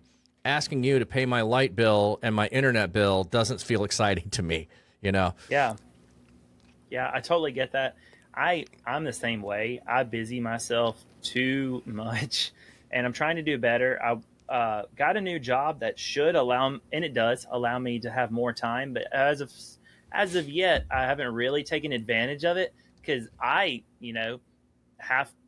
there's money make you funny, but it's still one of those things that you have to do and deal with. And so that's been the struggle. And my natural condition, like I'm inclined to want to just hit that go live button and make that video all the time. And where Webby will really mess up, especially like take off the mantra of Webby and just put on like the Jonathan that is behind him, is he will stop spending enough time or investing in his wife, or he will stop doing like being with family or reaching out to people, and because he's so locked into making the content and loving it and loving the people who come here, that I'll not do well in other areas. And then there's also like the work side of it. The more I work, or the more I work, the more I make, is how my job works. Yeah. The more I work, the better I can do. Like, I just canceled like all my subscriptions because I didn't have time to play the Game Pass games. So I was like, this is dumb. And so now I'll just buy the games. But I feel this pressure to try to make sure, even if it's not just chatting, I've learned from you to maybe embrace that just chatting a little bit more. That's hard for me, just because you, like you said, you've got to start with what you have. But I have this pressure to want to buy. It doesn't have to be the next AAA game, but with them being $70, sometimes $80, or like I got the Switch 2 because I feel this pressure to try to stay relevant in a space so that people can come and then talk with me and we can talk about important things, because you accidentally ended up here because you want to see what Donkey Kong looks like on the new Switch and you didn't want to spend the $450. And I totally get that. Yeah. So like, I'm constantly, that's a piece of my spiritual warfare, is like I'm constantly battling where like, if I don't do this, then I'm not accomplishing this calling, this thing that I'm supposed to be doing. But like, it's I'm sure that. There's constantly, and Paul talks about that too in his letters, about the struggle of like, I could ask you for this, but I didn't. But now I'm asking you to bless them over there, and I know you'll do that. So Paul wrestles through all of that too. Nico, good to see you, friend. So Nico is a Sikh friend of mine from Denmark who is here in the chat. Cool. So great to see you. And then IB Fatbeard was asking, what is the sending agency? I'm just using that as a generic term, because a sending agency could be a church that sends you out on a mission. It could be a missionary organization. It's just whoever is the one where your funding goes through sends you to go do the thing. So that's just a generic term. So if that you're partnered with people where your funding comes from, but you're going somewhere else to do the ministry that you're doing. So, and Nico, your answer there was really, really good and concise, but I just wanted to share that with anybody that was, oh, hey, what was that term? I've not heard that term before, and thought about it. So it's kind of like missionaries will go overseas, but they'll raise their funds in another country and be supported there. But the ministry they do is not to the people that are paying for them to be able to make a living. Yeah. We have something that's getting really popular in my area called support raising. Yep. Where it's similar, but you don't necessarily have a sending agency. You have like just pockets, because you are going out and gaining support from, tons of different streams, just a little bit everywhere. Ooh, sorry, I completely slapped the mic for you. But the I think Campus Crusade for Christ is like an organization that does that, where almost all of their staff on campuses are all support raised, and they just try to make a pot and they live a little bit off of that. Yeah. Support raising would be a similar title for that same kind of thing. Depends on if you're going through one agency to do all of your funding, or if you're going through a bunch of individuals, and it can be, you can use an agency to pool all of the money that's a 501c3, so people can give to that, where you as an individual, if I just have a whole bunch of friends that are supporting me, they don't get a tax benefit. So that would be the reason to have an agency. Campus Crusade would be one of those kind of things. And you do raise support. I'm working on that myself so that I can continue to do this, to raise support. And that feels, like I was saying earlier, a whole lot different than asking my stream to raise all of my support. Yeah. I don't possess any of the skills or knowledge to do that well, and it makes me feel yucky. So it's not something I do well. Yeah. I'll just give a plug here, and you can learn more about this if you come to any of our 4 conferences that are coming up. We, with the Church Digital, have a partnership with Reliant, and Reliant is one of those agencies that they don't oversee the ministry they do, but they help you learn how to do the funding for what you're doing and oversee what what you need, train you on doing all of that stuff. So, for instance, I'm working with Reliant on my funding side of things, but I'm working underneath the Church Digital with all the things that I'm doing. So that's one of those kinds of things. Gotcha. Yeah, so you're an agency that helps streamers. I'm not trolling, just trying to. Oh yeah, totally. I understand you're not trolling. I'd be Fatbeard. Yeah, so the Church Digital is a missionary sending agency. We're not doing funding. We're doing the training side and the networking and resourcing of people. But funding side, we're not doing. That's why we partnered with Reliant to do funding side of things. So it depends on what your needs are. So you might go to different sources for different things, that kind of thing. So I appreciate your question. Those are good questions. I don't talk about those usually on stream. They haven't come up. So if the question comes up, we'll address it. To back up, so you talked about two different things. You also talked about the ballet. One of the coolest things that I had when I was in seminary, and this is going to surprise a bunch of people, I had a friend who was going to seminary so that she could do liturgical dance well. She wanted to be able to study scripture so that she could take scripture and inspire liturgical dance, because she was a professional dancer and she wanted to be able to do it in a biblical approach, to be able to bring that. And I think at least twice, and this is at Dallas Theological Seminary, okay? So this isn't a radical group of people that think that we can do anything we want to. She did liturgical dance in our chapel service. And I was in tears on one of them. I know I was in tears, just crying, because I felt God moving through her. The telling of, I believe it was Esther, the telling of Esther through dance was so powerful. So don't if you're an artist and thinking arts in any way and don't know if God can use it, he absolutely can. In fact, David danced before God on several occasions. You can go, read through all of that stuff. So that's powerful. So I was just thinking, with the connection with ballet, how did you get connected with ballet? Was there something that you had a friend or a family member or your wife or kids that was like, here's the reason to get involved with ballet? Yeah, so I know the director and founder, and we got connected because, well, we're friends. We already knew each other. She's really like good friends with my wife, but she and I are on our own right also good friends. She started this and wanted to do it, and I wanted to do digital stuff. And those two, well, I may have benefited her a little bit more, but she'll buy me snacks. But she needed assistance with that, especially as we would get closer to like COVID. So where we really like joined hands, as I sat on their board when they got their, like I was a vice president of their board whenever they got their, what is it called? When they became a nonprofit. I can't remember the stream. 501c3. That's the one. Yep. When they got that. And then I was very happy to go ahead and let that transition out of that. And so I don't do that anymore. I just hold a role as media director. But where I came in and where we tried to do ministry together is we did a Christmas performance. We called it Christmas in Quarantine because we couldn't do anything normally. Right. So I went up and I filmed each girl that would come in. I filmed her entire dance, each one. And then within Adobe Premiere, I took the music and I put them all together and moved them around in their own little cubicle like a Zoom. I can give you a link to it if you'd like to see it. Yeah, I would absolutely love to see that. It's early work from me, and It's I was okay. doing it on my like old buddy computer. I didn't have the graphics card I really needed for this project. It was a whole thing. But that started us, and then from that point I've like helped her live stream the performances, and now like our last one, as the show, like we usually cut music and talk about the show together and plan a little bit. And as the shows have gotten just more and more incredible, like our last spring show was the parable of the lost sheep.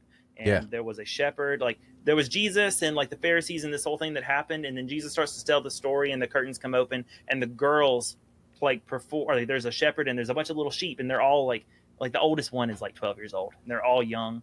And they're telling this story, and the shepherd is going everywhere looking for this one sheep, and it's like chill inspiring. It's so good. I know. And so I still have to edit it. I've got it like hard. Like she's got the still shot I've given to her, but I've got 3 camera angles and a handy cam that I need to put together that I'll do. We unfortunately can't post that one, because we used some music. We got permission to use it from Disney of all sources, Disney and Lord of the Rings. They gave us permission to use some of their score music. The only catch is it can't be streamed. So we can't like put it on YouTube or stream it. It's just for us to have, and like we can show it if like we invite people to the room. We can play it there. We just can't put it on the internet. So unfortunately, that one won't ever go out so that I can share it with all of the fine people on Twitch. But maybe that's how we connected. Maybe you could, and you'd have to check. So I'm not saying go do this to violate things, because somebody could, you know, if you put it on their screen, they could capture it. But maybe you could do a Discord event with a watch party.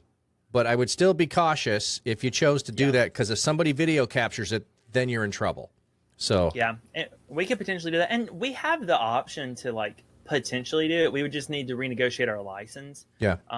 But this was crazy and totally a God thing, because you know that Disney company, they know how to make their money. They allowed, like, they gave us the license and everything to use it in our production. They didn't charge us anything for it.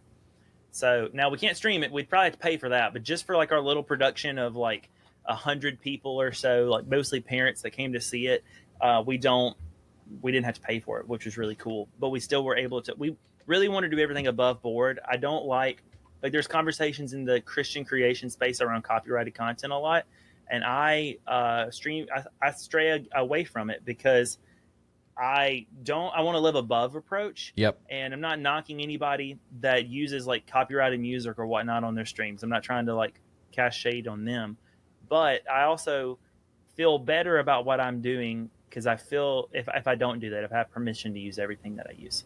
So, well, and that's my spiel. Yeah. And well, honestly, this is a conversation I'm having with a digital church right now, a VR church, which is, well, other people do it and nobody's getting caught, so why can't we do this too? In regards to different things going on within streaming, within community, within other things, like it's common practice. So why can't we do it? What's the reason? So they're struggling with some teaching and trying to find a teaching series, if there's one out there, on trying to bring and teach this whole kind of thing of why do you need to be above reproach, and why do you need to honor the systems even if nobody's honoring the systems, or the terms of service. Right. Is really where the conversation has been around, is why do I have to honor terms of service if I won't get caught? Well, frankly, if this is not teaching for them, but it's just my thought on it is, boy, there's a lot of things I could do that I'm pretty confident I won't get caught. But if the only reason I'm doing it is to not get caught, that's the wrong reason to think that it's okay to do something. I tend to try to use the rationale of, is something wise to do or not do? And if I destroy a ministry because I decided to try to do something I could get away with, and then I don't, that wasn't a wise choice. Yeah. If I do something believing that this is beneficial to the community, and if I get caught, I'm okay with the consequences because of the reason why I don't agree with it or otherwise, and I'll face the consequences, that might be a wise decision. It still might not be, but it might be a wise decision in regards to those. But if you're a church and you're online and you don't follow terms of service and they shut you down and you lose community and you lose face and it's a black mark on the church, I don't think that's the same. That needs to be taken into a high level of, we need to honor the things that we've agreed to. Yeah, I fully agree with that. So cool. I didn't know we were going to talk dancing today. I mean, you show up with a hat and we end up talking dancing. How cool is that? It definitely is off the beaten path of what I thought we'd discuss. So glad we didn't script it, though, because this has been fun. Yeah, well, if I script it, we'll never get to conversations like that, because I don't know to ask you about ballet. I mean, I don't see anything behind you with, no slippers hanging there. Or, no. I guess it'd be ballet slippers. Yeah, there's none of those hanging there. You don't have a pink tutu on, so, I didn't know to ask. I think I don't know if you can even see it in this picture because my background is not real, but somewhere on this shelf, there is a sticker I never actually took off because I wanted to save it. That is the Leaps of Faith logo. Okay. So it's somewhere here amongst the pumpkins, but I'm not entirely sure where. I could probably go and find the actual one to show you, but yeah, it's there's little elements of things all back there, but yeah, it's been a really, it's one of those things that just about every time a performance comes up and it's time to put in the work, I want to drag my feet, and I'm like, oh, why do I agree to do this? This is so much work that I don't get paid for, and I have so many other projects. I've got my own stream. I've got real work, like not real work, but you know what I mean. I've got You the have job that income. pays me. You have Yeah, I income have my work. income job. Yeah, and just all these things, and I just need to rest. I'm not as young as I once was. Not that old, but 30 feels different than 25. That's those 5 years made a difference, and so I feel those things every time, and there has not been a single performance yet that I haven't left and been like, I'm so glad I'm a part of this. Like this is Yeah. just changing the lives, even if it wasn't just a great performance, because there's been some that are like, you know, we're learning, but absolutely changing the lives of these girls. I got invited to the first one. There's only been one so far. Of course, the program is only like 4 years old, but the first girl that there's a couple that have given their life to Christ, but I got invited to the first girls that like went public with that through baptism.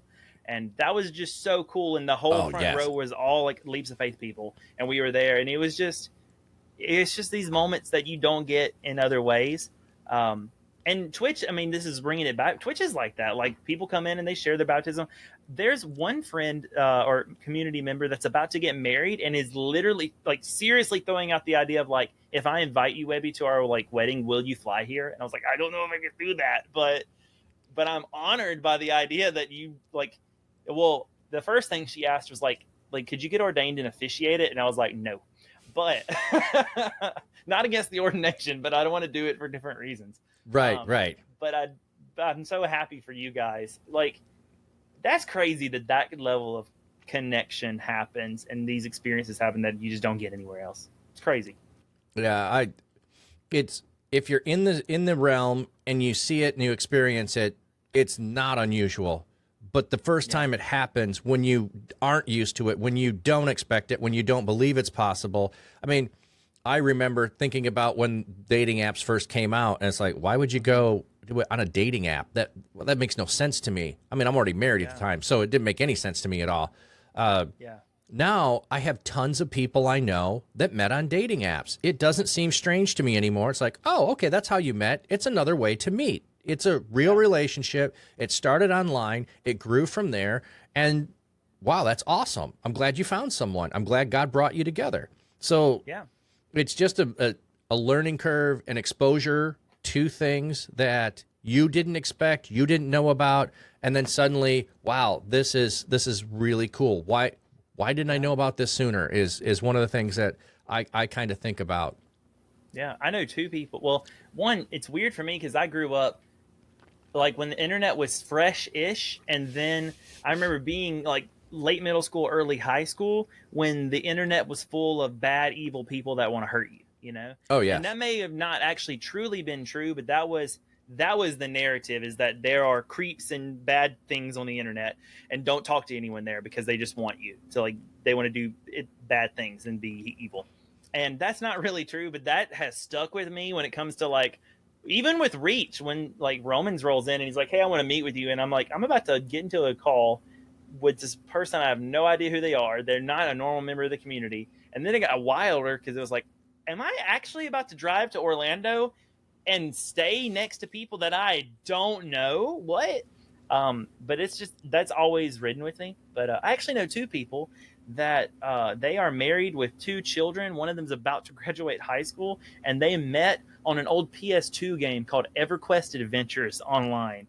And that's their story. And it's like, was one of the first pieces of encouragement where I was like, people really do get to be known through digital spaces. Like, well, and get really known.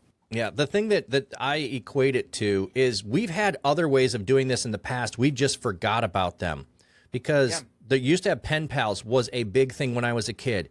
Would it, and people that are my age and older that had pen pals, none of us would say, oh no, it wasn't a real friendship. Because we wrote things to each other. We shared with each other and we got to know each other. Or there also were mail order brides. I mean, I don't mean to disparage that, but Yeah. You would write back and forth with people, and then they would move to where you are to be your wife.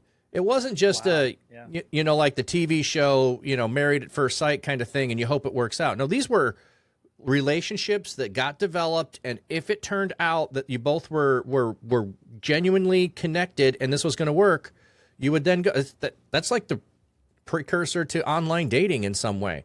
You just did it through old school, mail back and forth, snail mail instead of email, or messaging, and all of it. It's just like it just keeps moving up the speed at which you can do those long distance connections. Like we're not even in the same state, and we don't even have people all in the same country who are watching this, and we're all together simultaneously, joined, having a great conversation, interested in what's going on, and talking about the speed at which relationships can get built is actually increasing online, but it feels like it's slowing down in person. Yeah. It's interesting. Like, I'm so glad you drew the parallel to like snail mail, like and pen pals too. Because you're right. We really don't change. Our technology just changes. Yeah. I think about that with like the Bible too. Like I like to say that you don't like just read the Bible reads you. Because like, oh yes, so much of what's there is so applicable. How can it be so applicable when it's thousands of years old? Like, but we don't change much as people. Like we have ebbs and flows. There's a pendulum and that's it. And you're right. That online dating is pen pals and finding and mail order brides. Partner. Yeah. Yeah. It feels so weird saying mail order brides. I know. I don't like, I feel weird saying that too, because I'm not advocating for it. I mean, it was a different time and era, and there was a value and a need for it, that society found a way to address things. So that's how they did that. So that's fascinating. I know. Yeah. But, well, it's also one of those things too, when people will talk about you have to be in person in order to build relationships. And I'll often bring up the book of Romans. Paul wrote to the church in Rome, having not been to Rome. Yeah. So there probably were people in that church that maybe he had met face to face, but he wrote to a church he had not been to, that he had not been face to face with. He didn't have any problem talking about relationships and connecting with them and building off of that. Or even when he wasn't physically present, all of his letters are because he wasn't physically present with the church and couldn't be. So if we want to make the argument that you have to be physically present for ministry to happen, then you need to get rid of everything in the New Testament after the book of Acts. Yeah, it's just not. It's just not how it worked. Yeah, it's not. It's not. To answer a question here, though, hey, different time, different place. No, wait, sorry. Also, really interested in hearing what that perspective, Webby, because I'm around your age, but the tone in terms of the internet here in Denmark was quite different in the mid '90s and early 2000s. I grew up being encouraged to take friendships on the internet. Though Dad did prop the PC with a bunch of programs. He was in tech. Generally, so I grew up in the Bible Belt, so like Southeast United States. Yeah, that would be different. The two things that were big there is like everyone's like wary of new things here, for better or for worse. Change is just real weird here. It's a slow moving process. And so internet is fast change, and everything about the internet is fast. And the second part is, I grew up in a time where our parents, of course, my parents were much older, but like the age of parents that would normally have birthed someone like me remembers the times that like the Amber Alert system had to be created, like things like that, because kids were just being taken, and like we didn't have any kind of like I guess it was just becoming more and more common to think about things like kids aren't always safe with every adult, and like not every adult is your friend. And stranger danger was the term that I heard all the time, and stranger danger is taken to the extreme when you consider it's the internet. And like, yeah, we're on camera, but that really wasn't a thing. Like this whole camera thing wasn't a thing. So you're chatting with someone that you don't even know if they really are, John from Cincinnati. They may be someone entirely different, and that's an alias. And I get the concern. I do. So Webby Pumpkin is your birth name. It's not an alias. Oh yes, Webby first name, Pumpkin last name, middle name, Handsome. Yep. No, Webby Pumpkin. So my name is Jonathan, but I got the name Webby Pumpkin in a really cool way. I'm making that up. I got an Xbox late in life. It was my Xbox gamer tag. It's actually Webby Pumpkin 262, and that's what I was on Mixer. When I came to Twitch, I rebranded and dropped the numbers because that was better for SEO. And then or for those the uninitiated, search engine optimization. And so I did that, kept the colors, and I kept it because I'm the baby of all my. So my brother is 17 years older than me. Just him. He being so much older than me, and then all of the cousins that were born at the normal time, they're all much older than me. So my pet nickname growing up in the South was Pumpkin. I just kept it as Pumpkin. And then I kept Webby because my favorite superhero is now and has always been Spider-Man. So I was like, Webby Pumpkin's kind of cool. I'll keep it. And it's just, and then I got the branding around it, which was just super cool. I'm very proud of my logo. Oh, yeah. This is like the Webby Pumpkin Spice logo, but very proud of like the branding. And it sticks and it's clean and it's minimalistic. And I'm not so happy with everything about it. Yeah. Even though pumpkins aren't even a part of my thing, and I don't like spiders that much. If anything, I should be like a dragon Spyro streamer. Well, see, I was just thinking when you go to clean out the pumpkin to make a jack-o'-lantern, you have all of the mush in there, and it was just Webby all over in there. That's what my brain went. I didn't go to spiders with Webby, but yeah. Well, the first year I tried to do a Webby Pumpkin jack-o'-lantern, I tried to carve a web into a jack-o'-lantern. Oh, yeah. And I messed up and hit the side, and the whole web fell out. So that was a flop. I did my first pumpkin carving on stream last year, because the joke up until that point is pumpkin pie and carving pumpkins and stuff like that. That's cannibalism and is, in fact, frowned upon in the pumpkin patch. We don't eat other pumpkins. And so, but that joke it's just way more fun to enjoy things like pumpkin spice. And really, I've got a whole season that is me. October is my month, even though September is my birthday month. October is my month, and fall is when the pumpkin spice girlies and boys come out, and I'm about it. That's why I'm wearing the pumpkin spice outfit tonight. So yeah, well, you say that next door to my prayer booth down at the Artisan Market is Agape Coffee. And so she just put an ad out this week that said pumpkin spice will be out this week. So I will probably be getting some pumpkin spice coffee this weekend. I'm not the biggest fan of it, but I like supporting people. So I'm going to get that. That'll be all I need for the whole season is just one. That's enough. Okay. It'll be good. I mean, I enjoy it, but it's like, I prefer chai latte over pumpkin spice latte, but yeah, and that's totally fine. I hope you sip on it. Think about how good it was that you supported that person, and think of me fondly. That's what I hope. Yeah, I will definitely be thinking about that.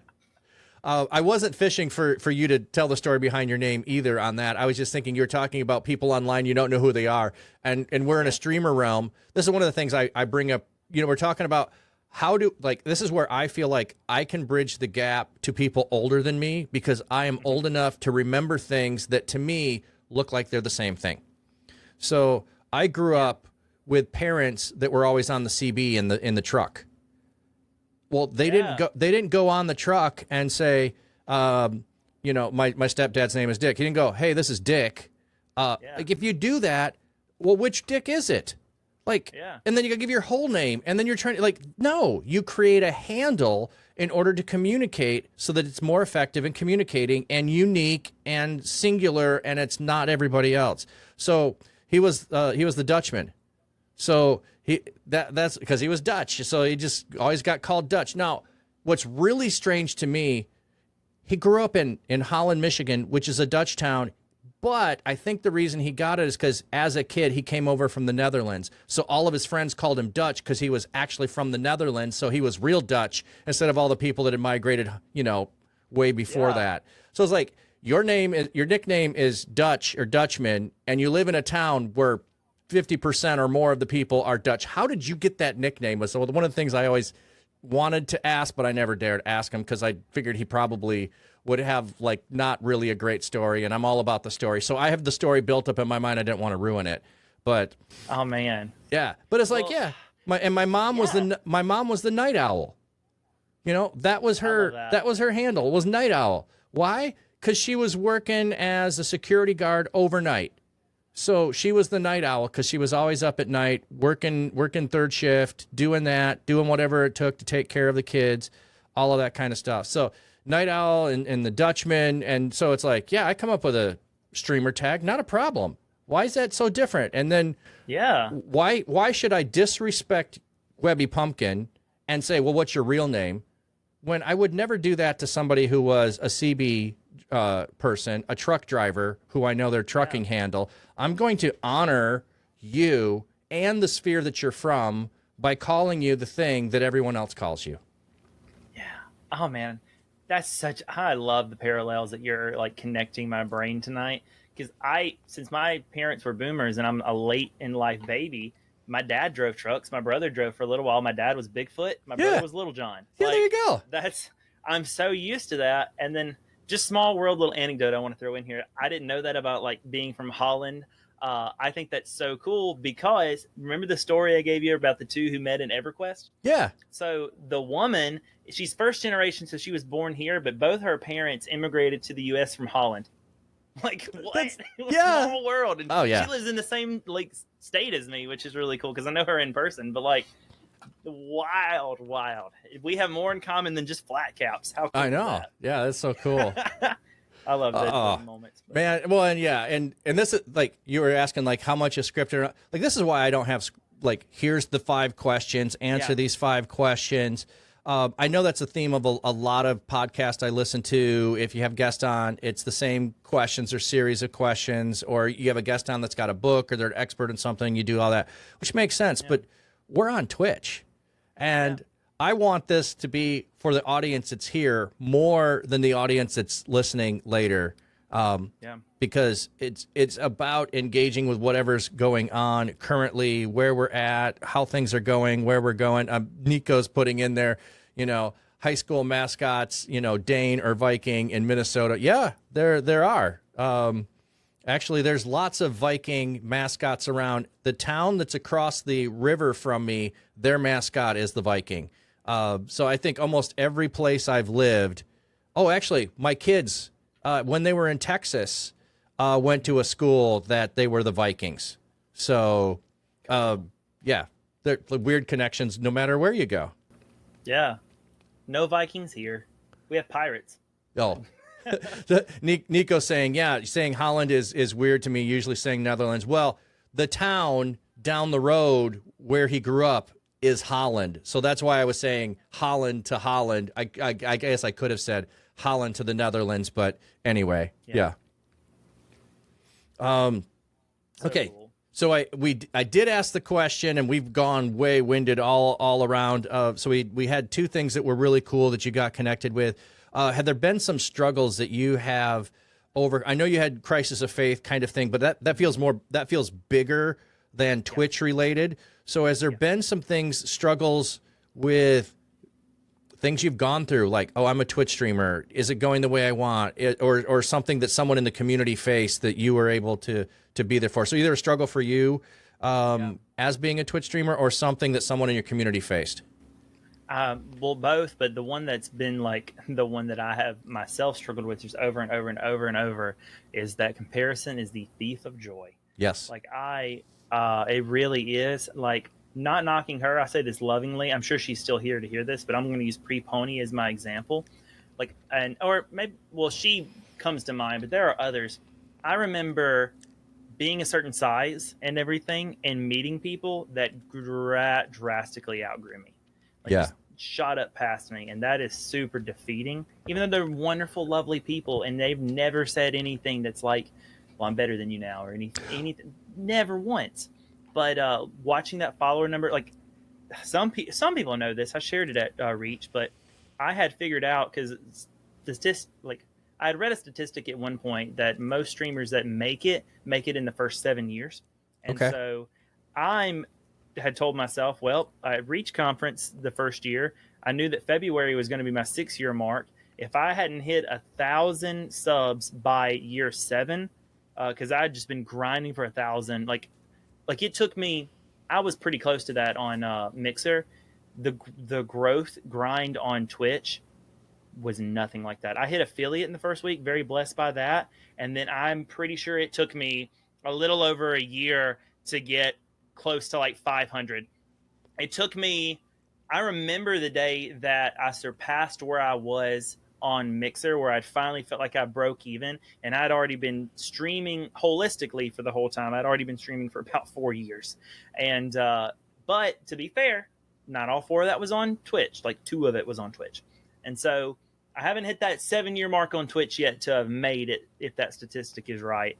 But then you look around and you're like, wow, I perceive that everybody is doing so much better than me. I even got in my feels a little bit at one point. I made a private channel in my Discord. I called it Roast Me.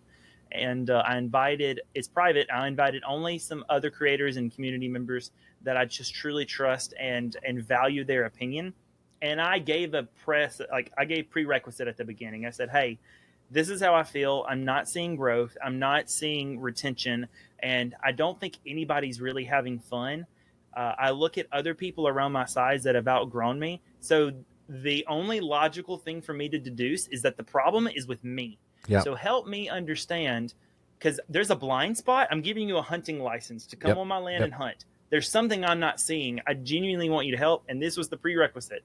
I said, and please do not tell me that you like everything about my stream and that you love it there, even if it's true, because I appreciate you, but it doesn't help me like identify the problem. Pre remembers that because she's in that group. And it just like, I was feeling so defeated. And something that's I've grown a lot with that is just to really realize that a little bit of that's probably pride in me. Yeah. And like I started thinking this way when Susie gave a talk and he realized that he's never going to be Tim the Tap Man. And he was like, I just had to let that dream go. I'm never going to be the biggest like streamer on Twitch, which blew my mind because Susie is like an astronomical factor above where I am in my brain. There I was sitting with my 826 followers that I came to reach with. And I'm sitting there and he's like 42,000 or something like that and averaging like 100 people. And I'm like, what? Blow my mind. And that's when I realized like everybody always like nothing is ever enough. It doesn't really matter all that. The only way we find any kind of satisfaction is like, if I'm going to be proud of anything, I want to be proud of what I do, not like how I look doing it or how big that I am. But oh man, Flat Cap, it has taken me almost 8 freaking years to figure that out. And it's still something that tries to creep its way up. It's a constant like beating that down. But when I still haven't been able to turn the viewer count off. I've always been told to do it. I just can't do it. But I just feel differently. Like I look over and if there's 2 people here, but chat gets me through and I'm talking with someone and I'm having a great conversation, it's all about that person. It's all about like what's happening there. And that is where I get encouragement and joy. And I've started to be able to really enjoy what I'm doing. And if there isn't anybody here, I'll just keep talking and I'll put Spyro or something on. Because if no one's here to watch it anyway right now, then there's no one here to complain about if it's not the game that they want to watch. And I'll play something I enjoy. I'll talk about it. And I'm like, oh, did you know there's an egg right here? And then just try to get the energy going. But that's it. My biggest struggle has been people watching my friends that I love and support. And I want the best for them. I want them to take off. I really genuinely do. But watching people just, I feel like leave me. Like, bye guys, I'm still back here. And they're just gone. And they would never express it that way. I love them. I believe, like Pre's a great example. I believe with everything in me that Pre loves me. We are so cool. It's all good. But man, like that pride can turn into jealousy. And then that jealousy can turn into this little self-loathing, like confidence killing monster. Yeah. And it was never about that. I think that's what Satan wants. That's the enemy there, because it was never about that. I started doing this because I wanted to have a safe place, and then we could talk about Jesus, and I wanted to chat, have community. I wanted to talk with people. If that's really why I did it, then who cares if there's only 10 people here right now, if there's only 3 people here right now? Right. That was never why I started anyway. So where'd you get this idea, Webby? Where'd you get it? So that's it. That's my biggest struggle, something that I still struggle with. Yeah, well, I think you're right that comparison steals joy. It really does. And you know, like I can have joy that you have a flat cap, or I can feel jealous because it's my thing. And how dare you show up to my stream with a flat cap? I mean, you know, I can go 2 ways with the same thought. But just to look at things. Like I didn't make affiliate right away. I was streaming 1 day a week. I'm not going to make affiliate streaming 1 day a week. But my first stream, I had 12 people. Like who has 12 people show up the first stream? Oh, I did, because I planned it so that I was going after somebody who was going to raid me. So I was already in community. So I was like, yeah, I did it. Look what I had. No, I didn't have that. That was gifted to me. But I could go look at a long time, my average viewers to the number of followers. Oh my goodness. Like I was way up here. If the number of viewers I had compared to followers was like way out of proportion.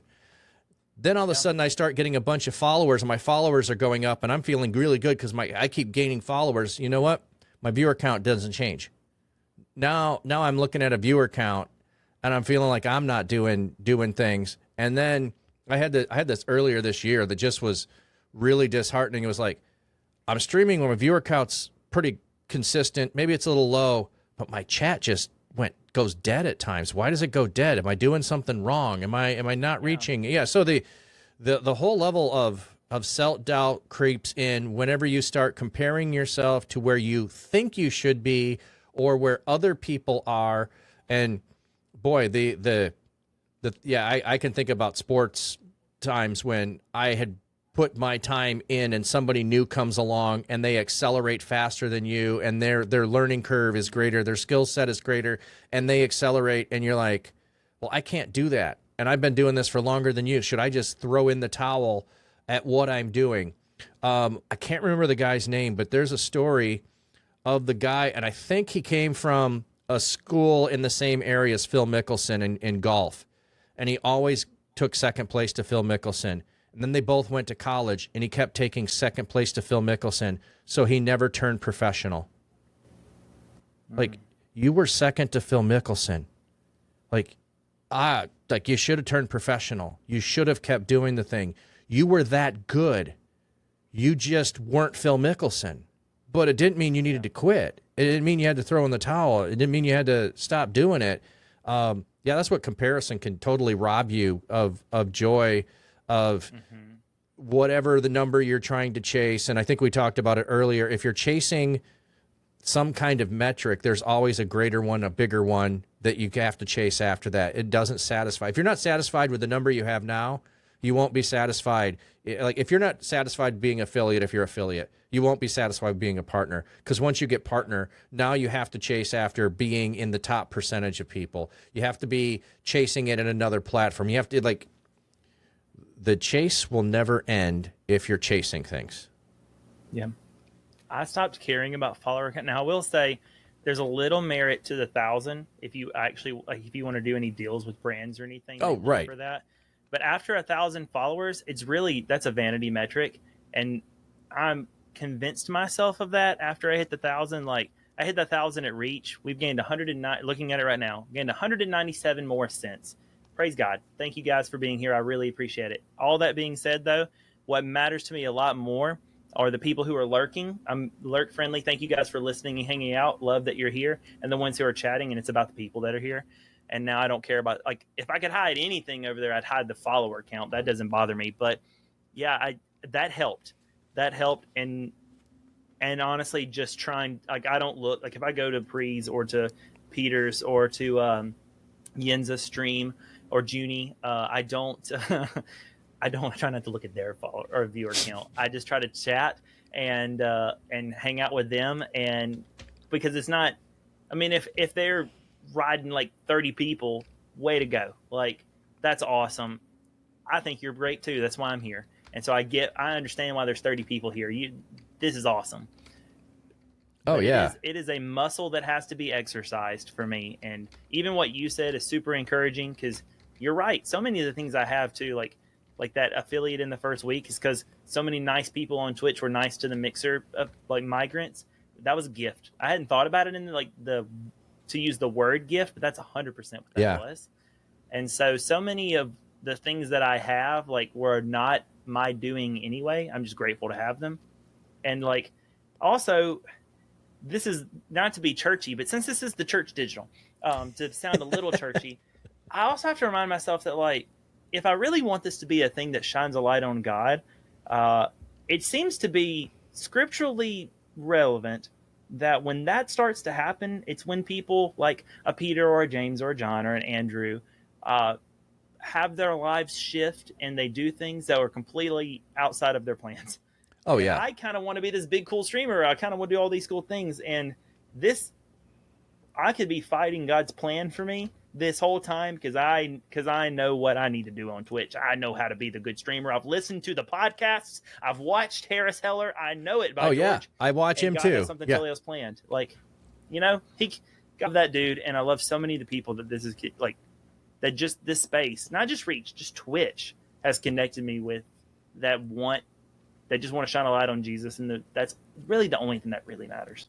Yeah. On some level, and we've talked about this, but the connection of the daily, I only you talk about this in church planting, like what is the capacity that I have to have relationships with people in a congregation? There's ceilings that you hit. There's the 100 level church attendance. There's the 250. Then it jumps to like 500, and then it jumps again past that. But every time it jumps, you jump away from the community as the person who is the lead. And so I've never wanted to have the 10,000 member church. I don't have capacity to know 10,000 people. I would I couldn't do it. Even with any of the churches that I was in, which were above 100, it was like I could not know all of those people on the same level that I could know the leadership team. Like the leadership team, we're gathered together on a regular basis. We're in each other's lives. We're talking about things. We know more details. If I get to go to Sunday school class with you or other groups, a mission trip, I get to know you more. But if all you ever did was show up on Sunday, listen to the message, and then go home, like I really don't know much about you. I can know that you have kids. I can know the names of them. A prayer request comes up. I can know that. That's all surface level. And so I'm always, I think, more satisfied when I have smaller communities that I can invest in on a deeper level that are open and transparent, because the bigger the group is, the less transparency that it seems that there is in the group. And so, yeah, I'll tell you what, I would love to be partner, but I don't care. I mean, my pride would feel really good. And then that only gets me so far because, okay, what's the next thing? You know, it would look great on a business card or whatever, or bragging rights or whatever those things are. But to be able to say all of my friends that I know in streaming and what God's doing with them, man, I really find much more joy in that. I think I learned this when I became a coach from doing sports myself. So I set goals. I was striving after things. I didn't hit everything, but I'll give you. Here's a good story. I don't think I've shared this on. There was no one at their weight as a freshman. Both broke my record, and both had 105 wins. I had that record for a whole 2 years. I spent 4 years, and I actually spent more time dreaming about it before I got to high school. I knew the board. I knew that in middle school. I mean, that was really a thing I was probably striving after for 6 years. It took me 6 years of work to get there. I had it for 2 years, and it's gone, and nobody remembers my name that wasn't on that team because my name's not on the board. Now, as a coach, I've got to coach a 2-time state wrestling champion. I've got to coach 2 other state champions, and I got to start a cross-country team because my son wanted to run cross-country. We moved to a new school after he'd been doing it, and they didn't have cross-country, and I got tapped on the shoulder from the school and said, hey, your son's trying to recruit a team. Would you like to coach? Because the school board said we can do it, but we can't pay anybody. And so I say, yeah.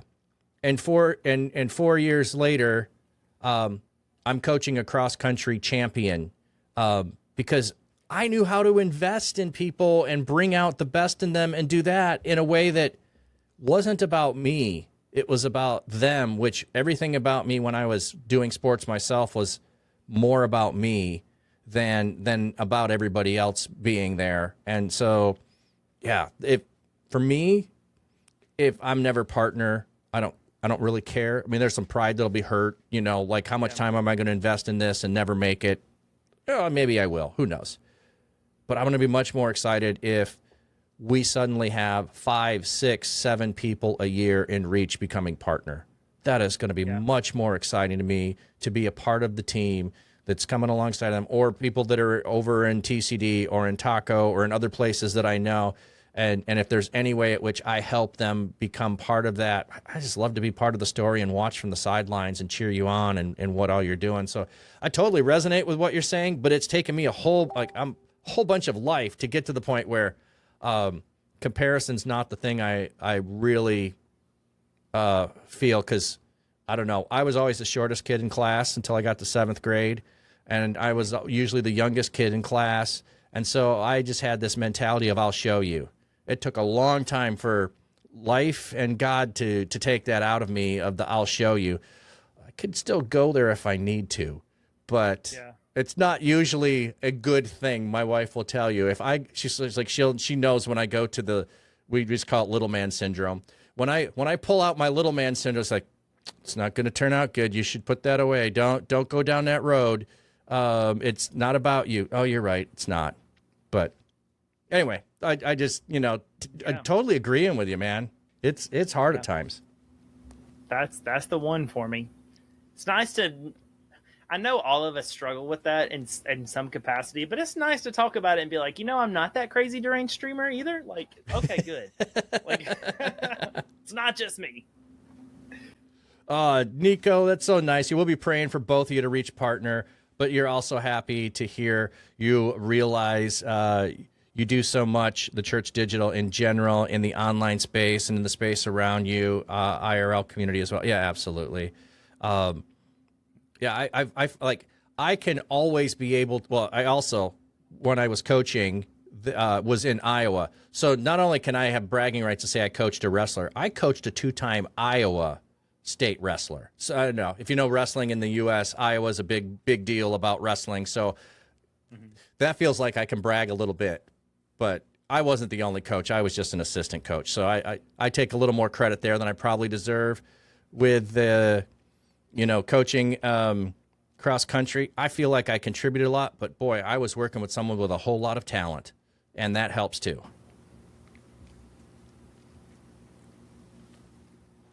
Assistant coach still has coach in the name, though, so I'm not going to rob you of that.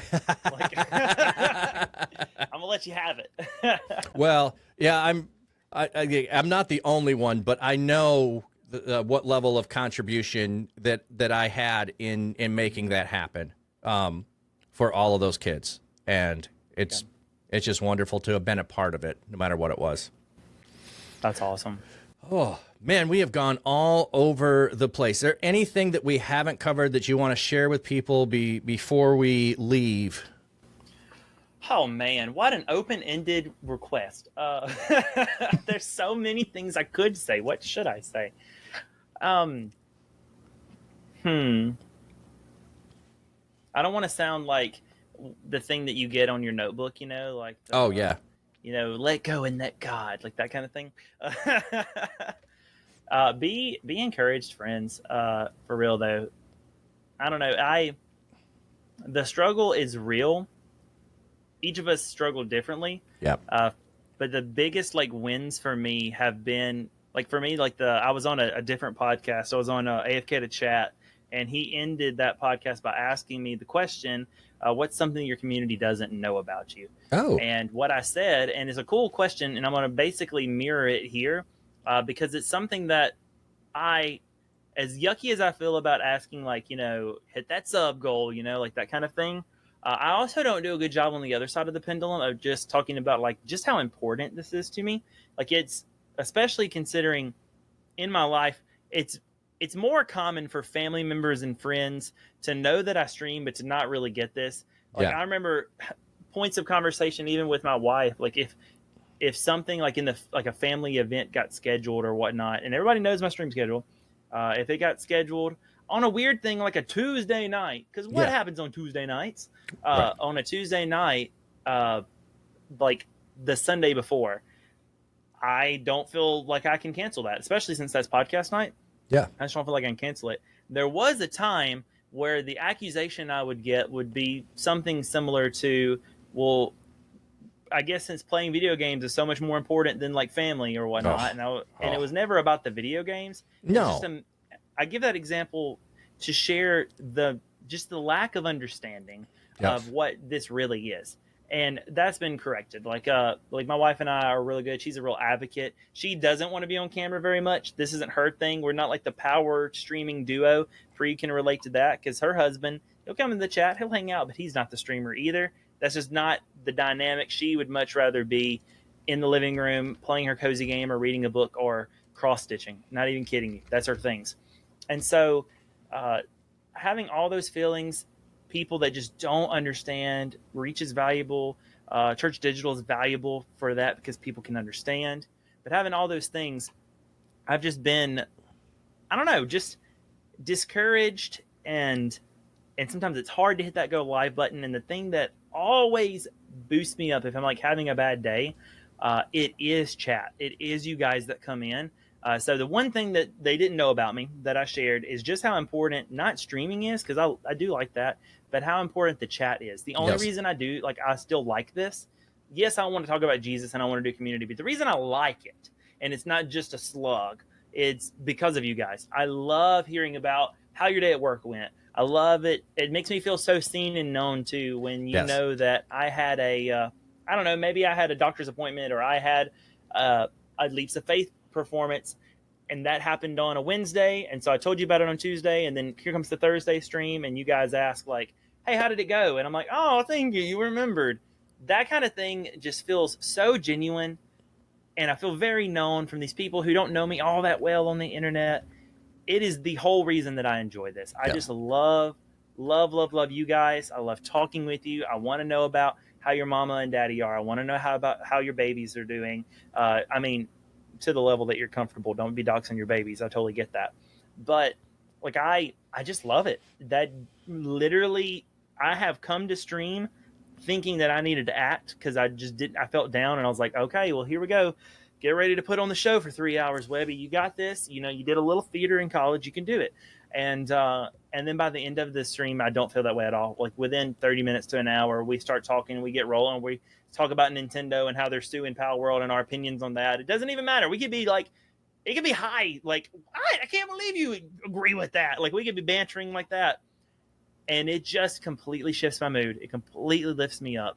And so I don't know if I give that much back to the community and encouraging them, but there have been so many times that like I have, to the point that I adopted this mantra in the pumpkin patch about borrowing and lending. I'm a believer that you can borrow faith, you can borrow joy, and you can lend it. And so if you come in and you're feeling a little down, there's probably someone in the chat, or me, that can lend out a little bit. You can borrow my faith if you're feeling a little empty. Because there was a time with my faith crisis where I didn't have much and I had to borrow other people's. And what does that look like? Sometimes it looks like laughing at me, trying to play getting over it. And we just talk about good things. Sometimes that turns into the goodness of God. Sometimes that turns into the goodness of pie. But it's just being together, loving on each other. And it's, I don't know, it almost always has left me with a better disposition. So thank you, chat. You're the MVPs. Oh, definitely. I think that's one of the things. Well, I know it's absolutely one of the things that I really like evaluating what I'm doing in ministry. Like, unless Twitch is gone, I'm going to be on Twitch. Like that's absolutely a thing, because there is that level of connection and what you get from people showing up and just sharing and pouring into you as the streamer too. Oh my goodness. I saw that so often when I first started, before I was streaming, watching people coming on and just sharing about the streamer, sharing about, here's my struggle, here's what's going on. Not because they were trying to bait the community in any way, but it was just like, I can't put a front on for you. I'm here to be genuine, so I have to tell you the struggle that's happening in life or what just happened. And then the community pouring out and pouring into the person that just would bring the streamer to tears because of the love that the community was pouring into them. Was just, so it's like, hey, I don't have any reason to ever stop streaming on Twitch unless it's gone. And on some level, it's ruined my my presence as a pulpit preacher, because I need all of the instantaneous feedback in the middle of what I'm doing, reading the Bible, which I don't get when I'm in the pulpit. I get a lot of head nods, which might just be, okay, you're supposed to nod your head at this. You're watching other people. Okay, so you're nodding your head. I don't really know if you're tracking with me all the time. Okay, you're paying attention. Your eyes aren't glazed over. You're not sleeping. Okay.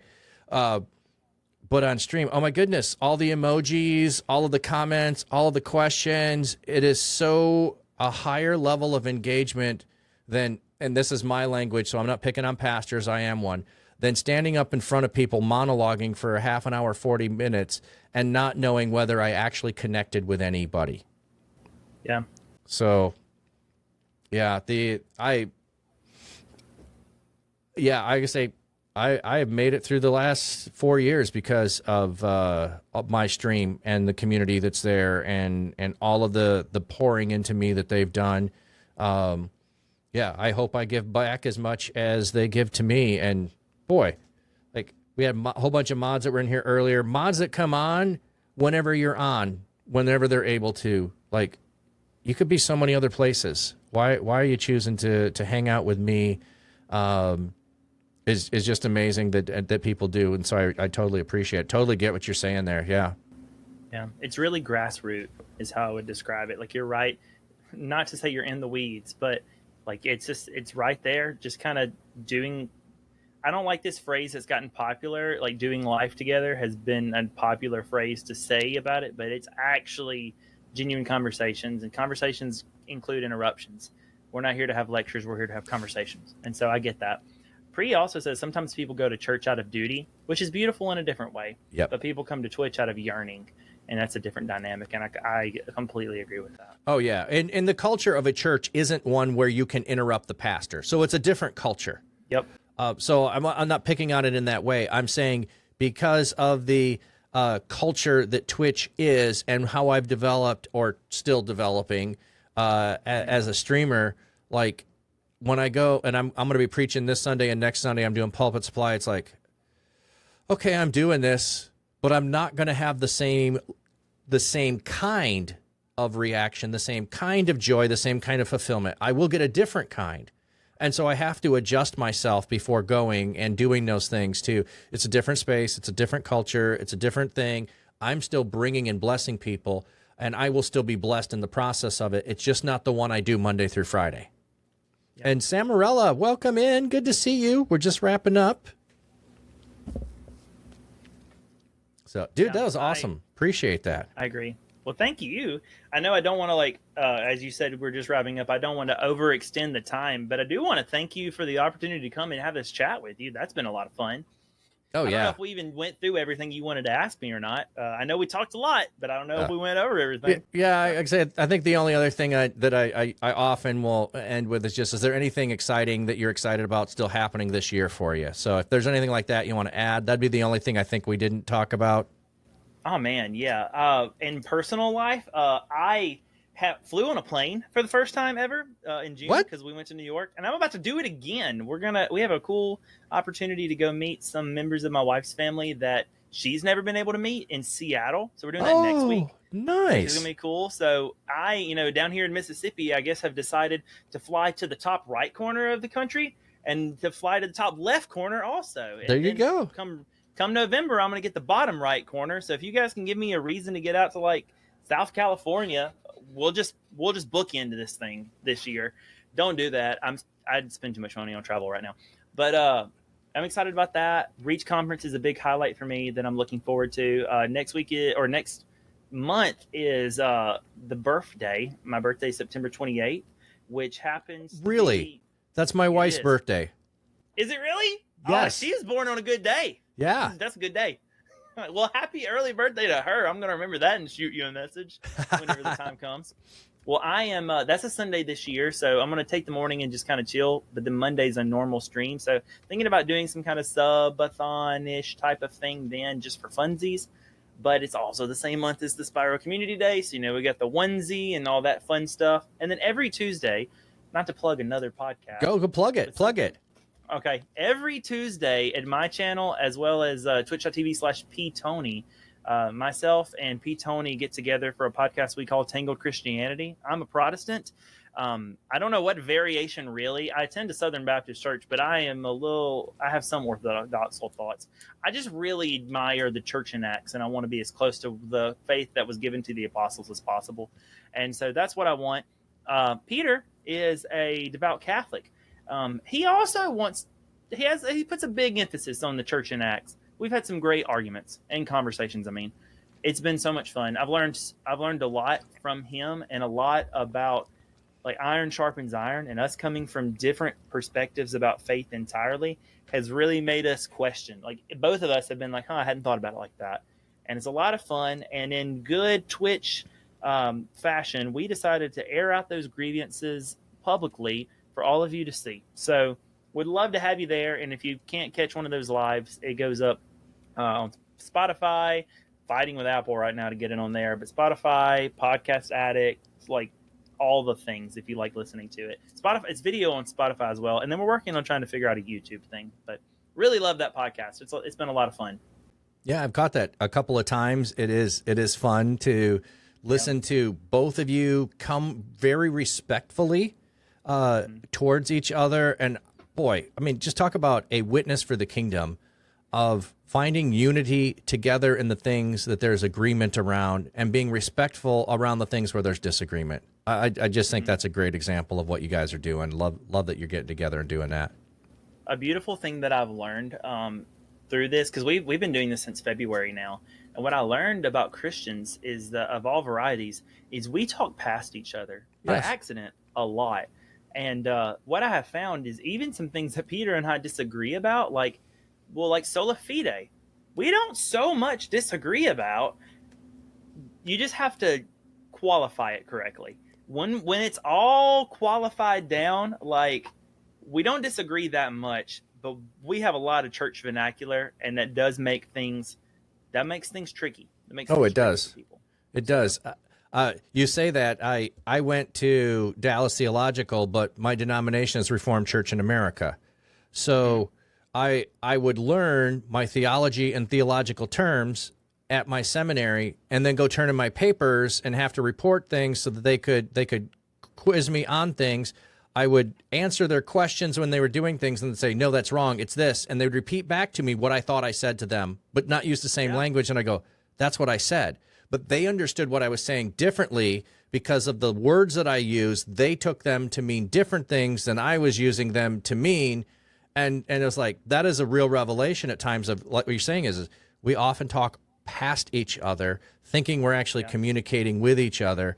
And so there's a whole bit of cultural nuance, even within denominations. Like you're going to a foreign country, you've got to, exegete the people there and understand where they're coming from. You have to do that with the denominations too. Yeah.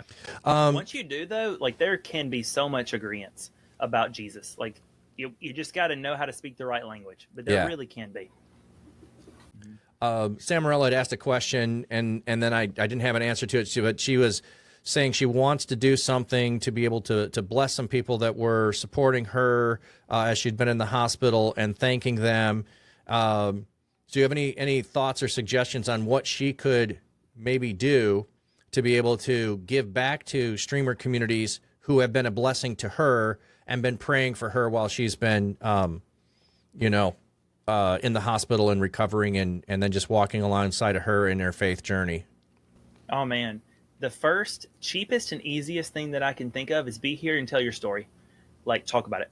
Like, just show up in a chat and share your story and talk with us and be a part. That's completely free. You don't have to hit that sub. I mean, I was just talking about how that's the icky thing I like to say, but it doesn't have to be, here's some money or here's this thing or here's this gift. Like the biggest gift, the biggest compliment is that you want to spend right now. Flat Cap and I have been talking for almost 3 hours consistently. What a compliment that some of you are still here. Oh yeah. This is awesome. It's the biggest thing, but that's for me.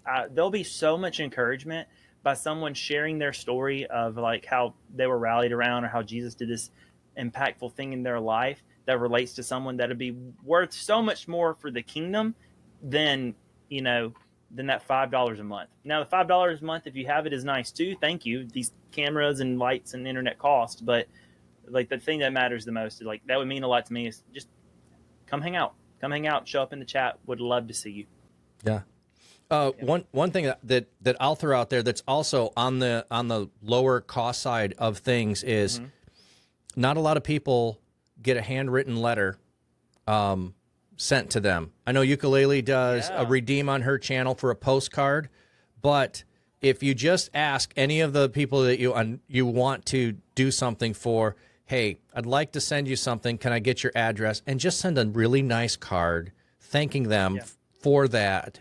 And just sharing from your heart, and then anything else you want to include. I'm not saying this is the things you have to do, but like a photo of you or something that you feel comfortable sending or sharing about yourself that'd be personal, that wouldn't be on stream, those kinds of things. Like, yeah, I had people who have been on my stream who've sent me Christmas cards, and I've got their family photo because they sent me a Christmas card. It's like, boy, that feels really precious. Like you're part of my family because you went and did that. So that may be and you could, if you want to do electronic card, you could certainly do that too. But I'm just giving that suggestion of something that's like, wow, this is really tangible and out of the ordinary that might be something that people wouldn't be expecting to have happen. Yeah. And don't let your feelings be hurt if people don't want to give you their address, because I get that too. Oh, yes. Yeah. So maybe plan to do both. Have the digital as a backup, but there is something really special about having that. Like I had someone send me a box of like coffee from New York before I'd ever been to New York, and I wanted to try other things. She sent me she was going to send me coffee, but she sent me a little care package, and they had like a little tumbler and a little coffee and just a few things from New York. And I was like, this is the coolest thing that's ever happened. Like, what? Yeah. It was so sweet. So sweet. Yeah. I also say that knowing that in the U.S. it's really cheap and easy to send a card. I don't know what it would be from overseas, Sam. So if that's an expensive thing to send a card, then I would do the electronic. But just a personal reflection on what that person has meant to you, because like I've got those postcards that Ukulele has written because she has a redeem, and it's like I have to get to know you before I can send that to you, and so I have to have something I know about you that I can write and send to you that's personal. And I think that's one of the things that we don't do as often anymore that makes it more valuable to be able to do something like that. So wow, this has just been super, super good. Are you planning on staying on? How long do you normally stream? I normally stream for another 10 minutes. Okay. Give or take. I mean, okay. There's variance, but that's when I plan. Okay. I was just going to double check on that in case you were staying on. But otherwise, do you have someone we can go raid? I was going to ask you the same thing. You beat me out. Oh, well, I usually let the guest pick the raid, and we both raid out to someone that you know that maybe I don't know, that we can just go bless. Okay. Well, I think I have someone in mind. They're actually not a part of the Reach community, but yet. Yeah. He actually does a podcast, so this is very like akin. His name's CC. He's the one that does AFK to Chat, the other podcast I was on. Okay. Quite a few of us have been on it at this point. B. Tony's been on the podcast. Juniper Wood has been on it. Yinzaya has been. Pre maybe eventually will be on it. But anyway, he's AFK the number 2 and CHAT. AFK2 okay. Chat. Sorry. He's playing it's AFK2 Chat. Marvel Rivals right now. Yep. Okay. Yeah, if you see a little dude in glasses playing Marvel Rivals, he says he wears the glasses so people don't see him cry because he's not that good at games. So that's him if you see him. Yep, that's him. I got it. Yeah. Well, what should our raid call be tonight? I don't know if you do raid calls, but... No, I've not done raid calls. I might have a regular raid, command and emoji. If you just create a new one every time? I don't. I have this, but if I'm collaborating with someone, sometimes we'll do something cute. So I have I've one not for followers done that. and for subs. Yeah. They do. Because I don't want any people who can't sub to feel left out. So they have their own version too with the free stuff. Oh yeah. But like with Tangled Christianity, sometimes we'll do Tangled raid, or like when we raided Yinza and we were talking about like conversion.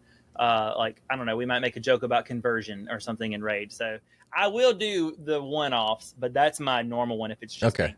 Yeah. Okay. I haven't. That's a thought I had not thought of. Is how do we come up with a unique thing that's coming in?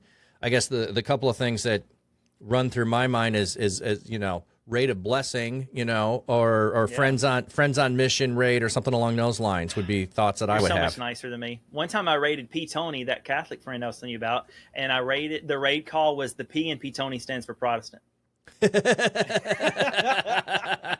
So you're so much nicer than me, but we're at that point where we pick with each other. So oh yeah, when you get to that point where you can pick on those things, oh, that's so cool. That's so cool. Yeah. I don't know. Yours are good. Yours are nice.